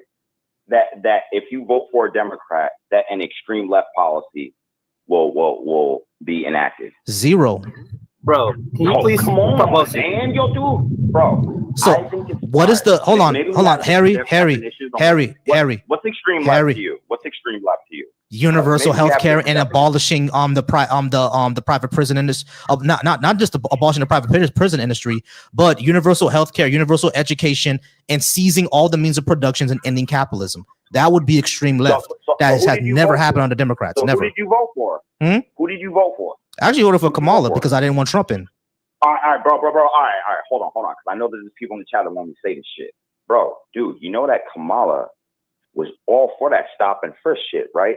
Yeah. You know she didn't want to let these brothers out of jail, right? You know who let these brothers out of jail? You know Trump did. Not only did he let them out of jail. No, hold on. Yo, bro. So when it comes to hold on, wait. Yes and no. You're lying. Hold on, wait, Harry, wait. Listen. One good thing that Trump did pass was a Second Chance Act. I agree with him on that. That should have happened. Yeah, but I don't hate black people. Hold on, bro. You gotta slow down, bro. He does hate black people. He just portrayed the Obamas as apes, which is racist, and we know it is. I saw that video. Yeah, it's racist. And then hold on, wait, Harry, stop. Okay. Displaying black people as apes is racist. I don't care if anyone else is displayed as a monkey. Displaying black people specifically as apes and monkeys is racist, period. And he knew it was because he's the one who took it down. So he knew it was racist. Trump is a racist. Most Republicans are racist. Most Democrats are racist. So when it comes to hold on. So when it comes to when it comes to Kamala, right? It was really just about harm reduction because I thought that Trump, I was right about that. Trump would cause more harm than she would. But Kamala's black. But she's black. No, but Kamala, her dad is from your country, by guy. Yeah, but dude, do you know that she was the first for something in history? My guy. No. Wait. Hold on. Wait. No. Stop. Harry, stop. Kamala's black. Her dad is Jamaican, bro. He's from your country, literally. And so was her mom. Right. She was a Jamaican Indian. Right. So like, Right. so she's black and Indian. All right, cool. I agree. All right, cool. So when it comes to Kamala, she even said that she's a She even said that she's a capitalist. You know what I'm saying? And so did Obama. They all said that they're capitalist. So a far left policy from either of them wouldn't have happened. We only voted for them to reduce harm, really. Well, I was young when I voted for Obama. I didn't vote for him the second time. I only voted for him the first time. But when it comes to Democrats, right? When you ask, can we get a far left policy with a Democrat in? No. Unless that Democrat is from the DSA, like Mamdani. But are we going to get a leftist policy from the regular corporate Democrats? No. They can't even get universal health care passed, bro. Let me ask you, are you believe that there were any other candidates that were better than Kamala to beat Trump? Bernie, but well, he wasn't a candidate. Better than Kamala to beat Trump. If Bernie ran, I think he would have beat him. Tim Walz might have beaten him, but I don't know much about Tim Walz, to tell you the truth. He might have, though, because he's just another white guy. So Tim Walz, maybe. Let's see. If Mamdani could ever run to be president, then he would beat Trump, definitely. Let's see who else. Right now, Gavin Newsom is the top runner, but I'm more lukewarm on Gavin Newsom. If he ran, he probably would have beat Trump, Gavin Newsom. Let's see. Yeah. AOC probably would have beat Trump if she ran. There was a few who probably could have beat Trump. I think. You want to know what's crazy? It would have been nice if you had a choice, huh? Yeah. What happened? No. So what is that? So hold on a second, brother. Let me ask you something. Mm-hmm. What does that mean? Okay, you got, the left has this No Kings protest, right? Okay. You didn't get to choose your front runner, homie. I don't care if Biden was in a fucking wheelchair. That's your own strategic disposition. That is the wrong move to make. I don't give a shit. Mm-hmm. You didn't get to choose, brother. You have the right to have your voice heard. Okay, and you didn't get to choose who ran, dude. That is against the Constitution. Hold on. No, it's not. Come on, brother. Harry. Where in the Constitution does it dictate how a party operates? Where does it say that in the Constitution? Bro, you know that's crazy. Hold on, wait. Harry. Listen to my question. Where in the Constitution does it say that a party must operate this way? Where does it say that? Okay. It doesn't say that anywhere. Okay, so it's not unconstitutional. The second thing, hold on, wait. I'm explaining. The second thing is that according to the DNC charter, if the front runner is the incumbent president and he drops out, his vice president automatically gets the nomination. That's how the DNC operates. Bro, and that's why y'all lost. Bro, hold on. Do you understand exactly what I said here? Nothing I said, nothing the DNC did was illegal. Lawful. It's lawful. What you're saying is that it was lawful. Your constitutional, if rights weren't fucking broken, is what you're trying to say. It wasn't, because there's nothing in the Constitution that says that this is how political parties are supposed to operate. And according to DNC, hold on. Let me just finish.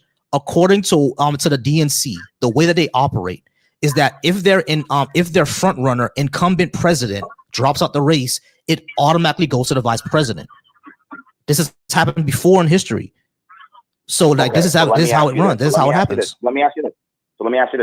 What if let's say if Trump succeeds in Iran, right? This is his last term, technically, right?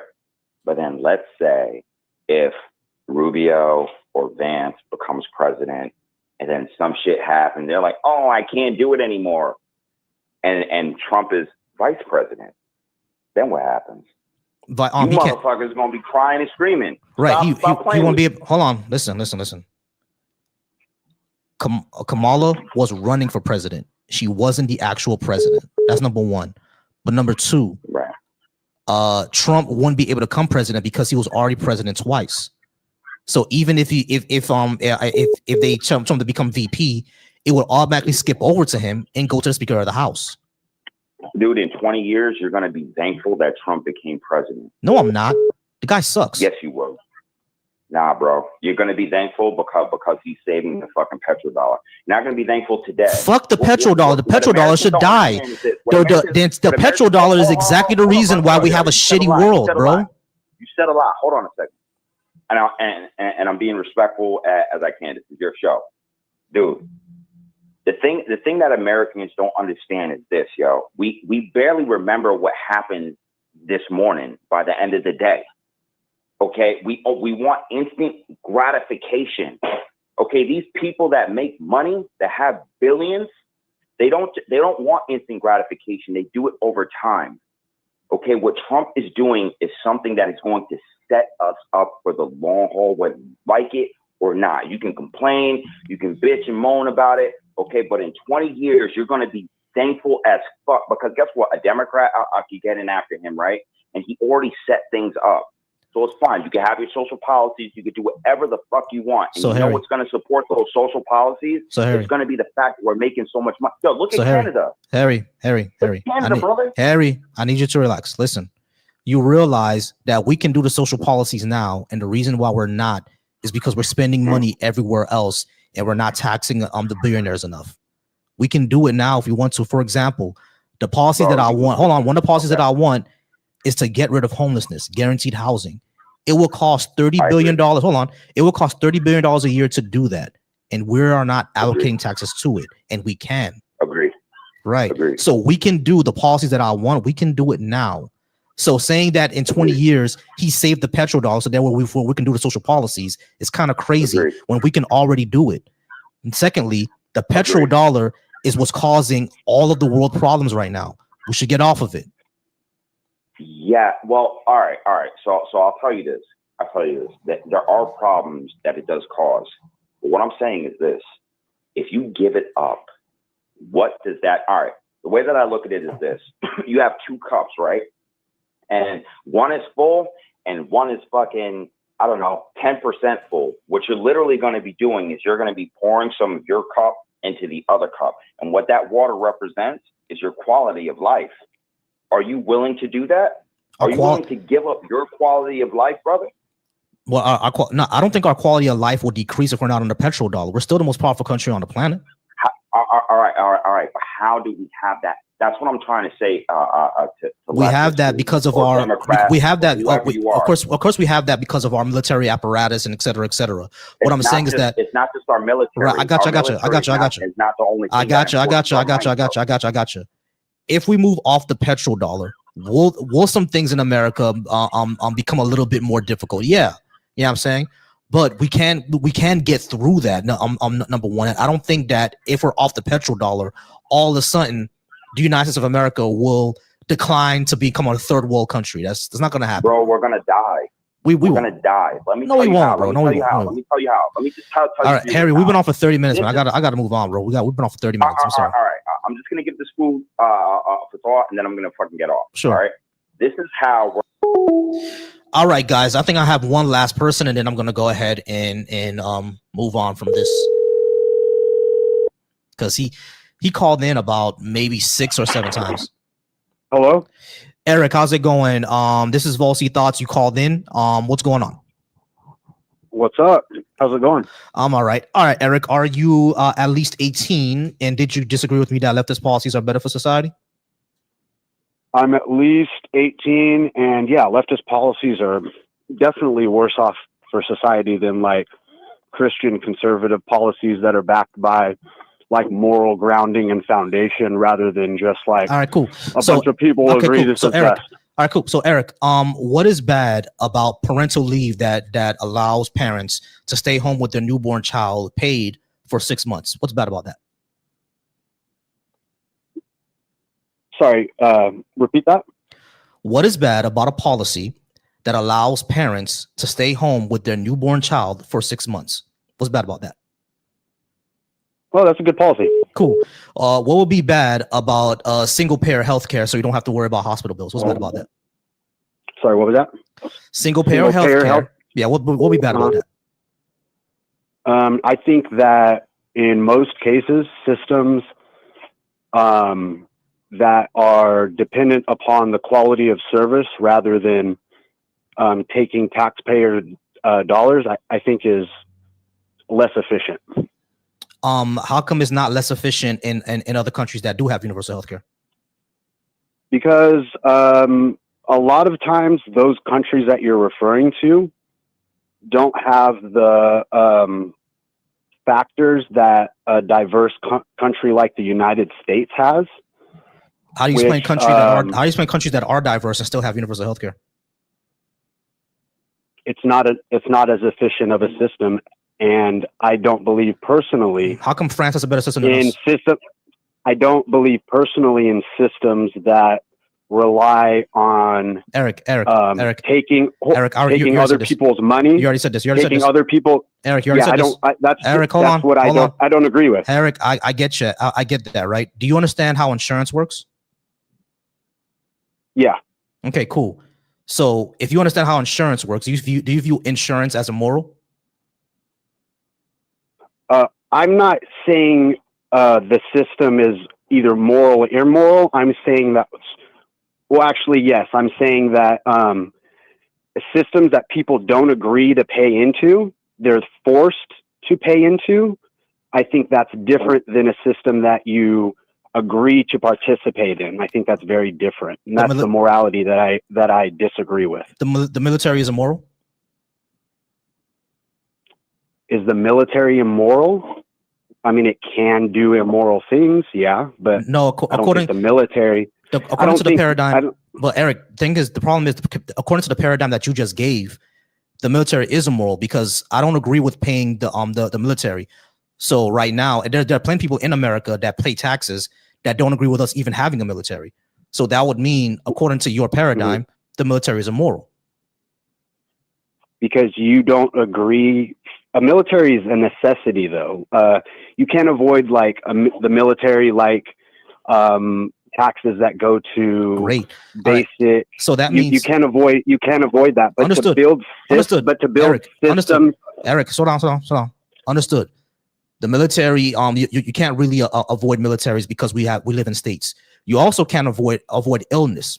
Humans are going to get ill, and illness affects our markets. It affects our system. It affects society. So why will we not make sure that everybody can get the proper care for their illness?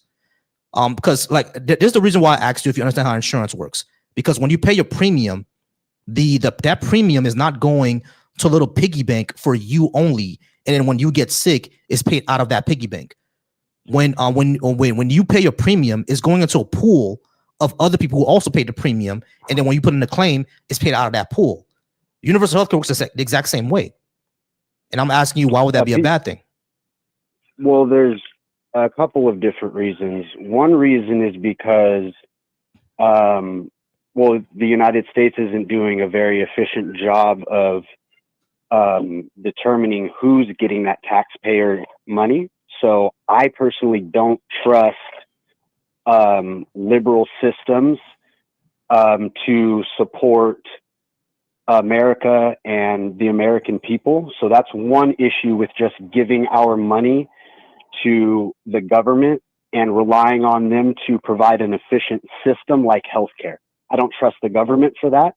I don't think that they should have minimal involvement rather than other than creating incentivization for them to do better jobs. Other than that, I think people are responsible for paying for their health care, and the government is responsible for making that affordable for those people and not creating systems that inflate prices and exploit the United States citizen. But universal healthcare wouldn't do that. As a matter of fact, it's been shown in several. I don't agree with you. Hold on, Eric. It's been shown several times, even according to the Cato Institute, that if we were to move to like a Medicare for all system, the prices would actually go down. Yeah, I don't agree that, again, it's an efficient system for providing. Hold on, Eric. Yeah. Eric, it is an efficient system because number one, hold on. I know you don't agree. Here's the problem. We've seen in several other countries where the systems are efficient. More people have access. More people get better care. More people go to have preventative care, et cetera, et cetera.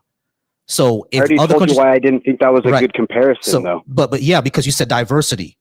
So, but there are because there's a lot of different factors, like Right, we have so- mass immigration. Hold on, Eric. So does France,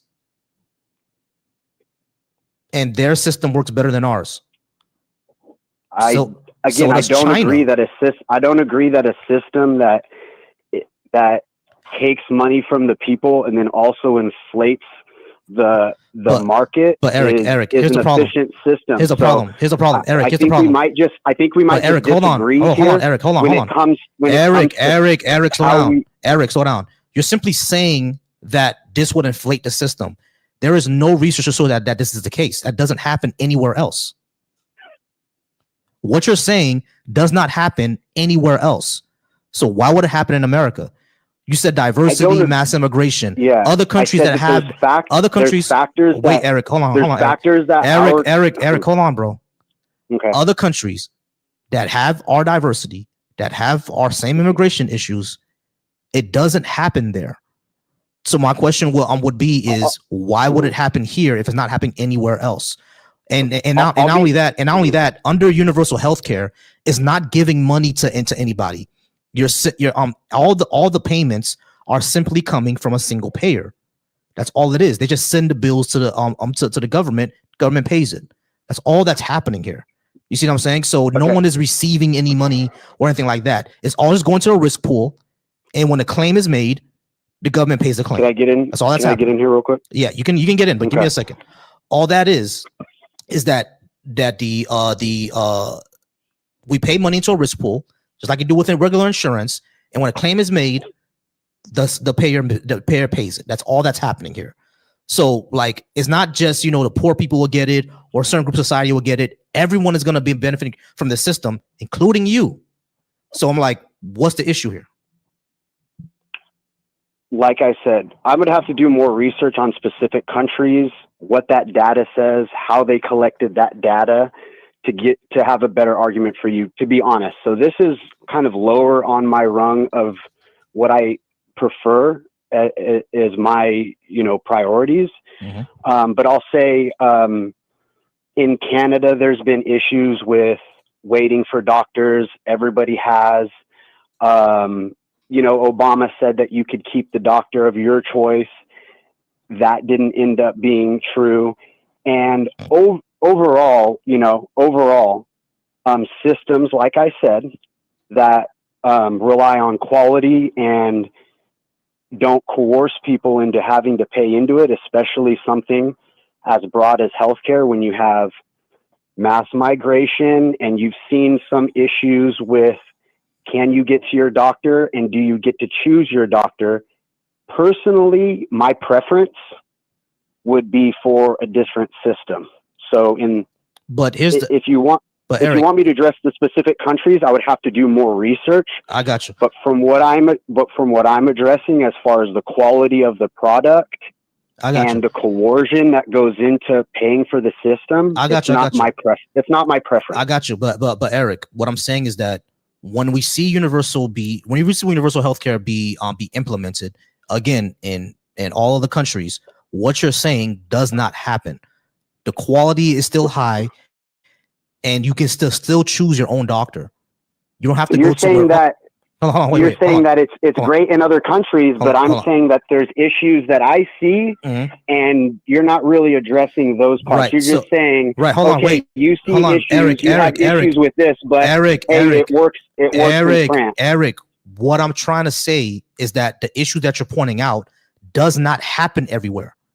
So if you're gonna say that, hold on, places like in Canada. Hold on, bro. I said, the doctor Hold on, Eric, slow down for me, please. Every time I say something, you want to interrupt. Give me a second. You got to let me get in. I let you talk for a really long period of time at one point, and I was really quiet. I'm going to let you get in. We can, but I need to actually finish what I'm saying first. All right. So you say that the issues that you're seeing are essentially the quality and choosing your doctor under universal healthcare and coercion. That's silly. The reason why I said that's silly to me is that, number one, we'll still have the same quality. I'm not sure why you think the quality will go down. It doesn't go down anywhere else. But the second thing that I would say, hold on. The second thing that I would say, no, they still have quality healthcare in Canada. The second thing that I would say is that you can still choose your doctor. just like it is in Canada. You're not forced to go anywhere. We didn't As a matter of fact, Obama didn't let us do that. Hold on. It's not Obama that's not letting you do it. That's your insurance company. Because guess what? If the doctor you want to go to is out of your hold on. Hey, hold on. I need excuse me, Eric. You're proving my point. Eric. Before Obamacare, if you went to a doctor that was outside of your network, did you have to pay for that? If you're on insurance, if you're on private healthcare, it depends on what kind of insurance or healthcare that you have. It depends, right? Option. No, exactly. But you had an option. Hold on, Eric. It depends, right? Can you still go out of? Hold on. Can you still go out of network under Obamacare? You couldn't choose your doctor. The people that were on. Bro. You need to answer my question here. Yes or no? Can you still go to an out of network doctor under Obamacare? Sure, but that's not. So you can choose your doctor, right? That's not the system that. So you can choose your doctor, right? You don't know who brought up Obamacare. Is that the system that you're talking about, though? In the system that I'm talking about. Are you talking about a system that people aren't coerced into? Eric, slow down and track what I'm saying. I'm tracking. You're the one. You're not. You're the one who said no. You're not. You're the one who said that before Obamacare we were able to choose our doctor. You can still do that. And the second thing that I was going to say is that under universal health care, you would still be able to do that. No one's going to stop you from choosing your doctor under universal health care. This is silly, dude. If there's a mandatory health care for everybody, that system is not insured to make sure that you can choose exactly the healthcare provider that you want. Yes, it is, happen. Eric. Under single payer healthcare, all is happening is that the doctor sends the bill to the government. That's all that's happening. I'll grant it to you. That's all that's happening, my guy. I'll grant it to you, and that still doesn't address the coercion issue that I talked about. The coercion issue applies to the military. It applies to roads. It applies to any other public service. I don't think that healthcare falls in the same category as military. Why not? And road service. I understand that. I understand that. But why not? Because it's still something that affects all the population, just like roads and military does. And I wouldn't mind if roads, if that was private as well. But military, that's a national service. Having that provided by taxpayers is unavoidable. You want it provided by taxpayers because you could run into a lot of other issues if you have corporations involved. So yeah, I think the military is a very different. So Eric, a very different category. Eric, your argument applies to both roads and healthcare, and we're seeing that right now with the healthcare. Corporations being involved has caused a lot of issues, which is why someone got Luigi'd. Yeah. Which is why that CEO got Luigi'd. Yeah, I would say like corporations being involved in these in these things cause a lot of problems. And government being involved alleviates those problems. There's problems in all different types of systems. Yes, because if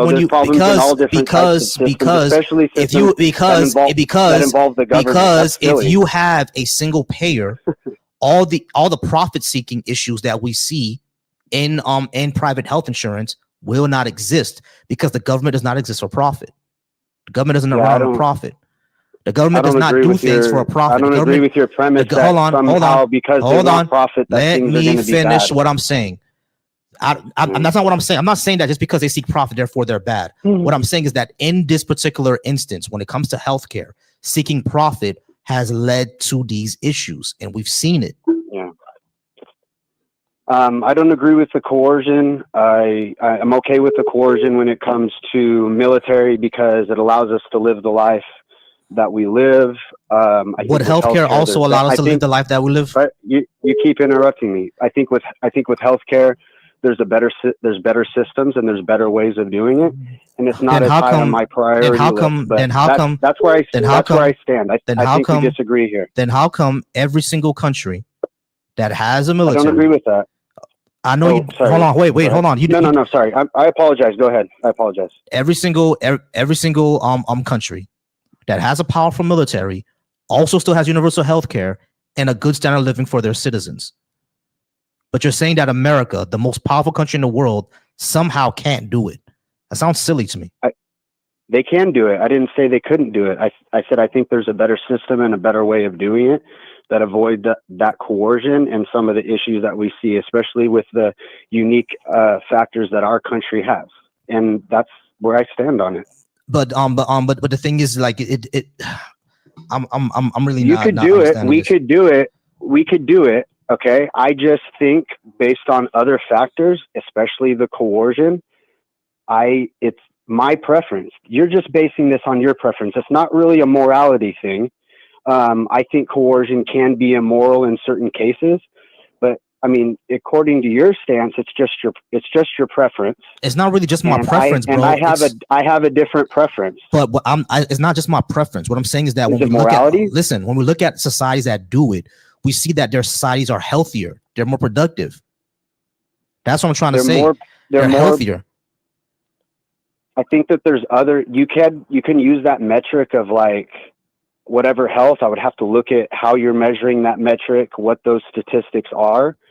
All right, we look at you could say statistically they're the healthiest society, and you're still forcing people a lot of money to pay into a system they don't, and it doesn't address the coercion issue. And it could come. Bro, there could be a lot of other variables. There could be hold on, I'm not done. There could be a lot of other variables and factors that are negatives that you're not really addressing. That could come. What are the negatives of having single payer? You're pointing to some positives, which I believe there are some positives. Eric, pause I me. think that there's Eric, a better system. Hold on, Eric, That's hold my on. preference. Hold on. This is your preference. Hold on. But the system that we have I know now this upsets you. I'm not upset. You're the one who's yelling on the phone. I don't agree with your preference. Eric, I know you don't agree with my preference. I'm not upset at anything, bro. Stop. Hold on, Eric. Stop doing that. I never. You're not addressing my issues. I did address your Eric. Stop. Chill, bro. You need to chill. I understand that it's not your preference, and you think that there's a better system. What I'm saying is that what I'm saying is that the system that we have right now is not a better system. It simply isn't. There's a lot of issues with the system. Now, I know. I agree with you. I don't think this system's my preference. All right, cool. Hold on. This system is not your preference. The other option from our system is universal health care. That's the other option. Or the other option is a mixed system where you have Medicare for all and a private system that's next to it. That's how it's ran in Canada. And you still see the issues there, right? I agree. Okay. Yeah. So if you're saying that there's a better system but there's three options. Hold on. There's three options. Universal health care, no private insurance. Go to USA to get health care. Wait, hold on, bro. There's three different systems. That we can do. Universal health care, no private insurance. Universal health care with the system that we have now, private insurance is completely shitty, or universal health care alongside private insurance, like Medicare for all. The third one is what they have in Canada, and you just said that's a terrible system up there. So we're stuck with the first two. I didn't say that. I didn't make any claims about the system. I said that there are issues in that system, and said that I don't want those issues in my country. So I didn't make like an overarching claim. Cool. Again, I don't know enough about the those specifics. are the three options we have. I don't know enough about the specifics. I would have to do a lot of research to really have like a super informed opinion. But I know broadly, I go based off of like general values, principles and stuff like that. I got you. And I got you. So Eric, you already said this, right? Hold on. You already said this. I got Let you. me finish my No, you're just repeating yourself at this point. So I already got you. I already understand that you don't like the coercion part. What I'm trying to say is that when it comes to the aspect of quote unquote coercion, that already exists for taxation in the first place. We're just disagreeing on where to put those taxes. Because you said you're fine with coercion for the military, you're fine with coercion for the roads. I'll be fine with coercion for universal health care. That's what I'm saying. I'm just going I'll be fine with universal health. I'll be fine with coercion for universal health care because it benefits us all. We will be a healthier society if we had it. That's what I'm saying. Since I agree that the government should pay for the military, and I'm okay with that system when it involves specifically the defense of our country, that means that I have to be okay with coercion in any system that the government wants to get involved in. No. Regardless of whether it's a more efficient, more optimal or more moral system? That's not what I said. It seems like that's your well, that's then not what I said. let me have the position that I have on the military, and we can separately talk about whether coercion is also appropriate in some of these other areas where the government wants to get involved. How about let's do that then? Right. No, but that's exactly what I just said. I understand that you're fine with some coercion for some things because you think that'll be better for society. What I'm saying is that this other thing, universal health care, would also be better for society. That's what that's my position. I know your position. All right, and cool. You keep going around in circles, and cool. I don't agree that it's going to have a better outcome. You agree that you think that it will have a better outcome. Right, but the I reason told you I disagree because of other factors. I got you, Eric. The reason why I said that it will have better outcomes is because we see those outcomes happen in other countries, and I don't see why it can't happen here. Because we're the wealthiest, I told most you why, innovative. Hold on, and wait. We're going in circles. Wait, now. hold on. We're the wealthiest, most innovative country in the world. So if other countries have universal health care and they can have a healthier society, I don't see why we can't. That's what I'm saying. I don't see why we can't. Let's pay for everything, and let's have the American people completely dependent on that's not my argument. On the United States, so that we can that's not my argument. Fulfill. That's not my argument. So we can fulfill that's not my argument. That's not my argument. That's not my argument. That's not my argument. That's not my argument. Let's ignore. That's not my argument. And let's that's ignore not my the argument. other factors that's not my argument. that might be. That's not my argument. That's not my argument. Okay, that's not my argument. Okay. That's not my argument. That's not my argument. Okay.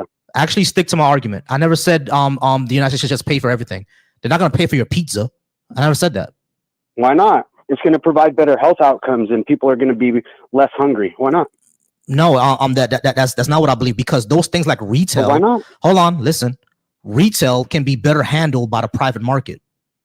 Oh, so you think certain industries can be handled better by the private market? Better by the private market. Yes, that sounds like a really reasonable position. I wish I would have thought of something like that. Yeah, and I don't think healthcare is one of those things. Here's the I thing, know, Eric. we keep going in circles about that. Right, exactly. Okay, I don't think healthcare is one of those things, but you do. But what I'm saying is that you think that, right? But right now the reality is what you think. Hold on. The reality is right now we're seeing what the corporations are doing with private healthcare, and you agreed with me that it's bad. So that's why I'm confused here. But we can move on to something else. Because I told you there's not just the way we're doing it and the way you want to do it by paying for all of it. I said there's other ways of doing it. I know there's other ways of doing it. I already said there's other ways of doing it. Bro, and why you don't understand my position is Eric, I already said there's other ways of doing it. I agree with the other ways of doing it. There's a there's a mix of a private public system. I already said there's other way of doing it. I'm not confused about anything. You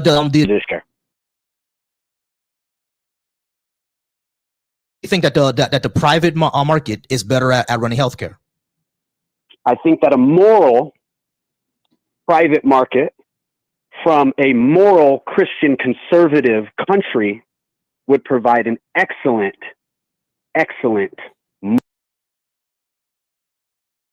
healthcare system. All right, we can't do that right now because we have too many liberals. We don't live, and we don't live in a theocracy. We're trying to get there. Theocracies are bad, all of them. I didn't say we had to have a theocracy. You just said we had to have, like the Constitution said, a moral people. Yeah, okay. You can be a Christian. You can be a moral hold on, Eric. Can you be moral and not be Christian? You can follow Christian morality and not be Christian. Yes. No. That's not what I asked you. I asked, can you be a moral person and not be a Christian? Whose definition of morality? I follow the Christian definition of what is moral. I understand you follow the Christian definition. What I'm asking, so I would go by that. Can I be a moral person and not be Christian? According to my worldview, you could correctly follow Christian morality and not claim to be a Christian. Yes. What if I'm not following Christian morality? Well, how can you not follow Christian morality and according to my worldview still be moral? How does that make logical sense? Yeah, exactly. That's the problem here. What do you mean? How is that a problem?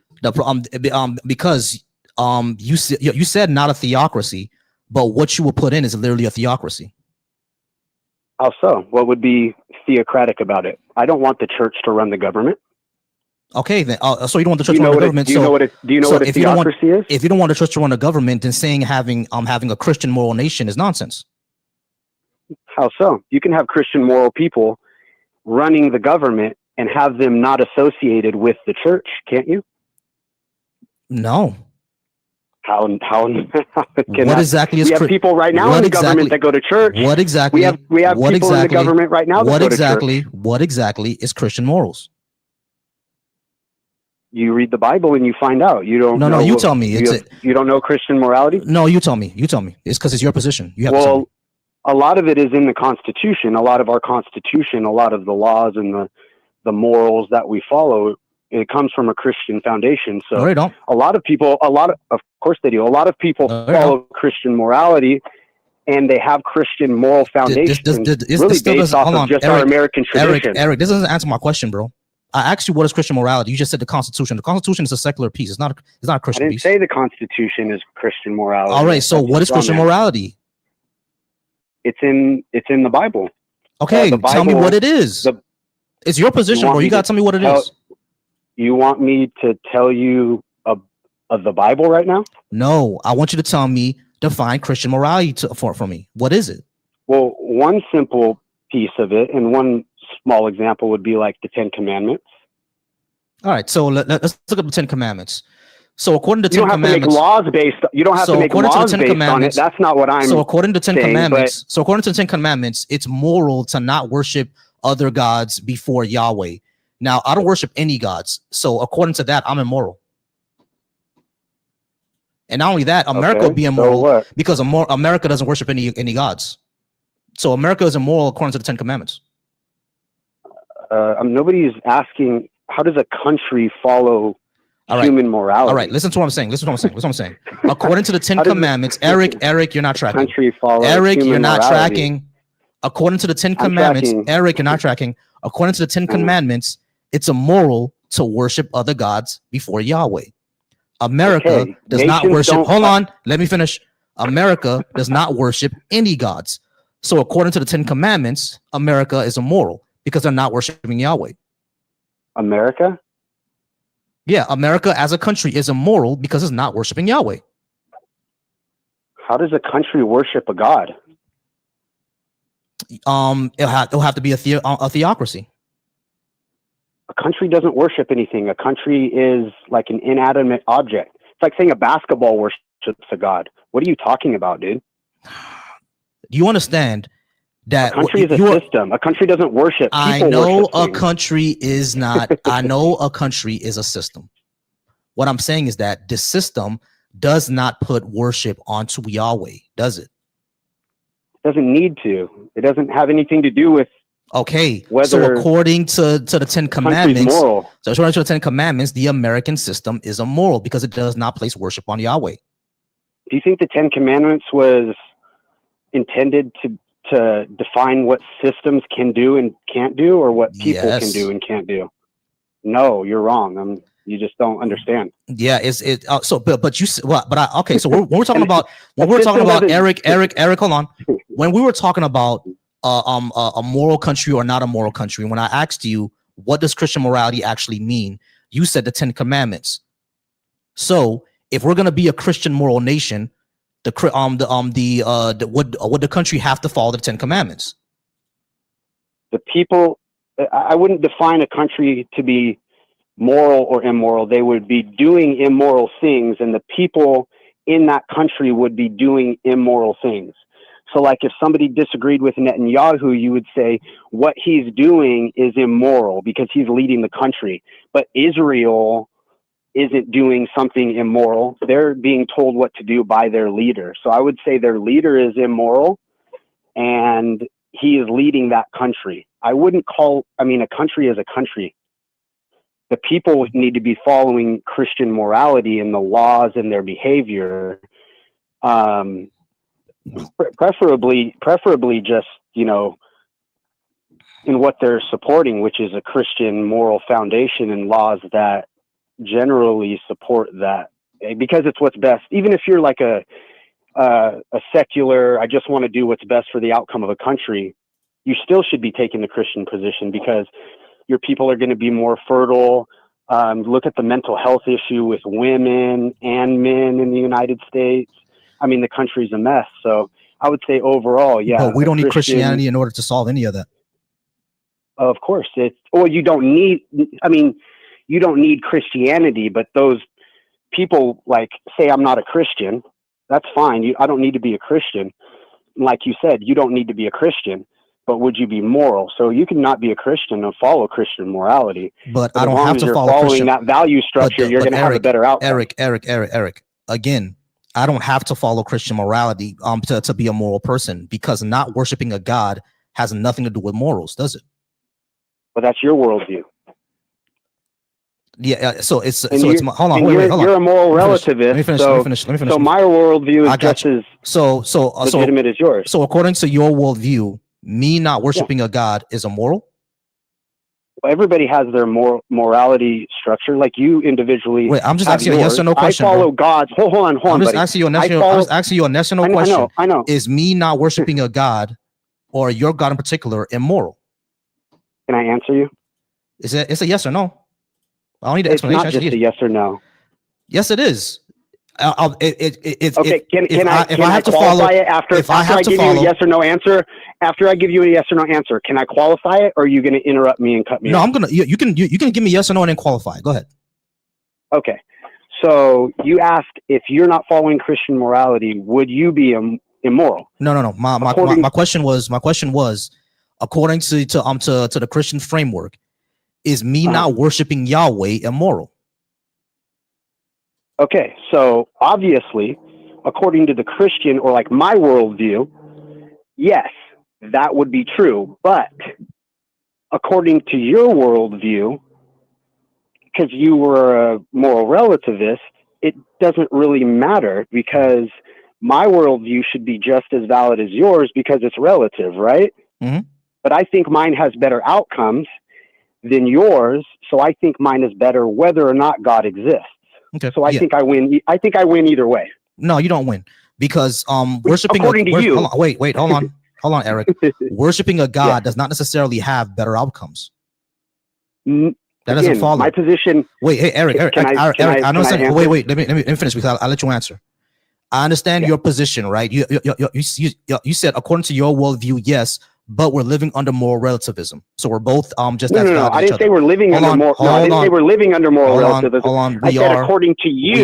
We are your worldview. We are living we're living under moral relativism, because I don't have your morals, do I? So we literally living under moral relativism. So the issue is that you said that under your worldview it leads to better outcomes. The reason why I disagree with that, because it does not necessarily follow. Worshiping a God, for example, slow down. Does not. Hold on, Eric. Let me finish. Worshiping a God, for example, worshiping a God hold on. I'm going one point at a time. Let me start over. You're not. Let me start over then.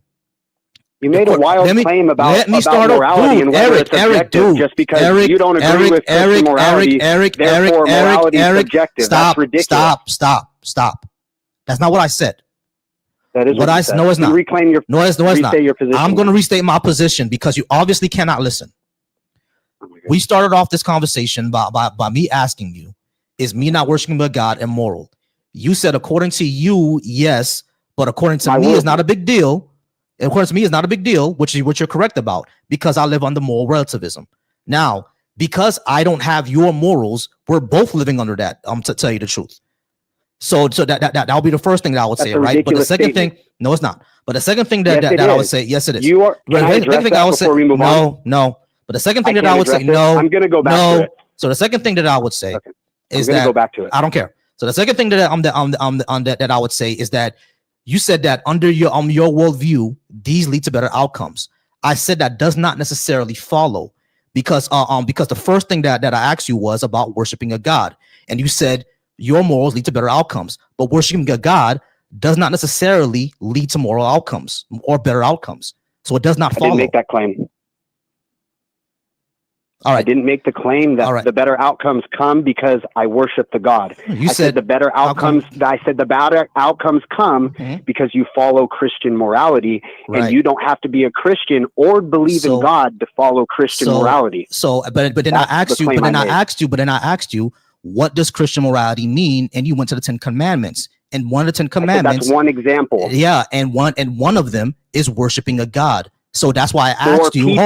Hold on. That's why I asked you. Under your worldview, is not worshiping Yahweh immoral? And you said yes. For people. For what? For people. For human beings. I'm asking about me. I know we're talking about human. We're still talking about human beings. I said about me. So what? Right. Okay. So what?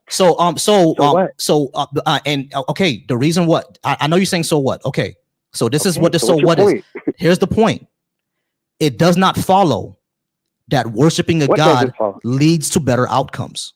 It didn't make that claim, bro. But you said following Christian morality leads to better outcomes.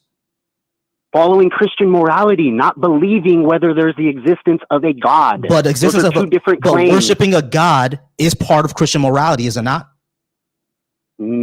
Whether you follow the morals and values. Hey, wrong or not, is worshiping a God part of Christian morality?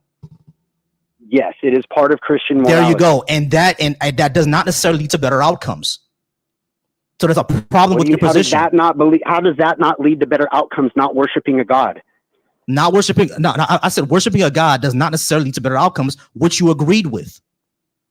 Okay, so let's skip that one and let's add everything else. How about that? So we can go down the litany, but I bet single thing that you said does not necessarily come from Christian morality.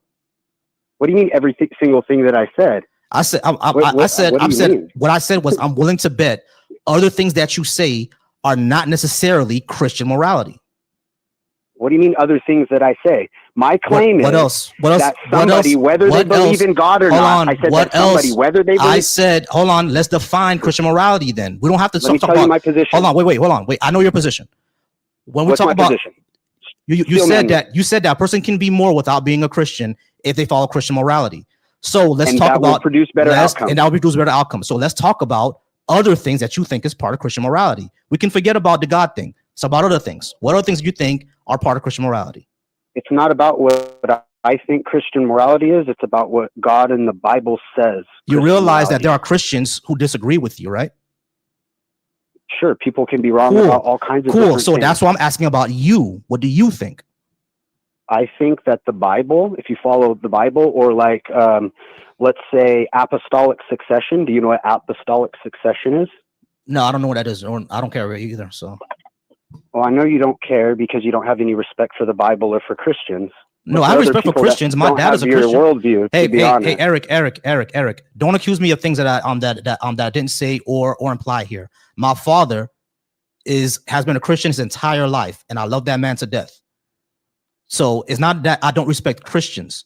I don't necessarily respect the belief, but I respect you. You're still a person. If someone were to come try to shoot you, I will kill that person for you. So, like, it's not that I don't respect you. I just think the beliefs are ridiculous. But I don't respect you. You're still a person. They produce better outcomes, whether or not you think it's ridiculous that a God exists or it doesn't. Cool. That's fine. Yeah. But let's go down what you think is also Christian morals. So you said if I read the Bible, right? What part of the Bible? So there's old or new? So there's apostolic succession. What does that mean? According to Orthodox Christianity, they follow the interpretation that the apostles had, and that's how they try to stay consistent with what they believe the Christian Bible is saying. But as far as like the general moral structure, let's just say let's just go back to the original interpretation of the Constitution. And according to the original interpretation of the Constitution, I wasn't even included in it because I'm black, and it didn't include black people. So we can't even really go off of that. But what I'm talking about, hold on, wait. You understand that the people who started America were slave owners and racists. So we can't simply go off the original version of the Constitution because I didn't count. But Christianity didn't create slavery. It actually created the opportunity for people to look at people equal. Hold on, Eric. That's not what I said. I said the original version of the Constitution didn't count me as a person. So we're not going to go off the original version. But what I am trying to say, I got you. What I'm trying to understand is, because when you talk about the apostolic succession, that didn't really explain to me what would Christian morals be other than worshiping a God, right? I'm trying to understand what would it be, because you said read the Bible. There are parts of the Bible that say some pretty horrible things. So I'm pretty sure you're not talking about those, right? Horrible things that God does is different than like a morality that humans have to follow. What about things that he commanded? Well, he could command things that are outside of general morality because he's kind of outside of that structure. But regardless of what we believe God is, or whether can I finish? Whether or not we agree with what God is and what he's capable of doing, I'll just grant you every opinion you have on the Bible. Okay? And we'll just say you're right and it's all made up. And I'm a moral relativist too. Okay. And I think that the outcomes from following Christian morality are better than moral relativism. But the thing is, what I'm having issue with, Eric, is that we still haven't really defined what that means. Maybe it'll help if I define what I mean. When it comes to like secular morals or secular humanism, right? We tend to want to uplift human well-being as much as possible. So we tend to go off things such as basic human empathy, degrees of harm, equality, and pro social and excuse me, looking at the consequences of things. So I'm sorry, let me start over. I had gas. So when we talk about things like basic human empathy, degrees of harm, negative and positive consequences, and equality, that's typically what we go off of, right? And me honestly, I think kind of everyone goes off of that, even you, because like even Muslims, whoever is religious, kind of goes off of that, right? Because I always give this example: if someone were to break into my house, tie up me and my wife, beat us almost half to death, steal all our things and run out, if we catch that person, you would say that person should be punished and go to jail. But if a 5-year-old steals a piece of candy from the shop, we'll probably tell him that, hey, what you did was wrong. But then we'll say, hey, go home, kid. We won't send him to jail. Why? Because the person who robbed me did way more harm than the kid who stole a piece of candy. So it wouldn't uplift human well-being to send that kid to jail. It wouldn't really be equal to send that kid to jail. It wouldn't really, it doesn't have as much negative consequences on people or society to send that kid to jail. So you see what I'm saying? So we wouldn't do that, but we would do that for the other person. So and you can't have that outcome with Christian morality. What are you talking about? No. That's not what I'm saying. I'm saying that you can. That's not what I said, right? I'm not saying that we cannot have that outcome with Christian morality. What I'm saying is that under my example, good. What I'm saying is that under my secular framework, you can still have the those good outcomes, but you're not really defining me. What does Christian morality actually mean? That's what I'm trying to say. Well, I don't know where the example got us.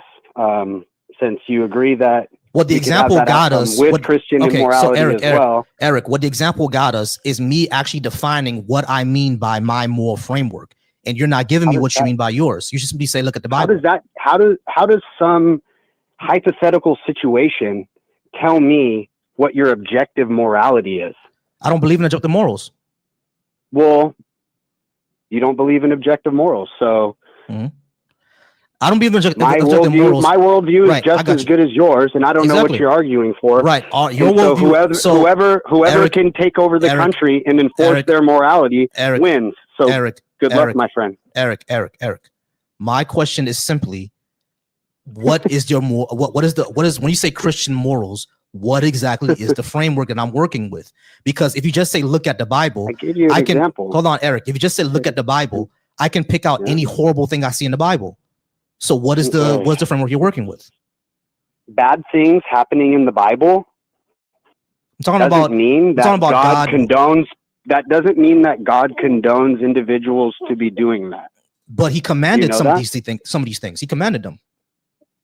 Okay, so there's special circumstances that God can control for whatever reason. Oh, okay. And I don't know whether we believe it's true or not. Who cares? So the God of the Bible is also a moral relativist.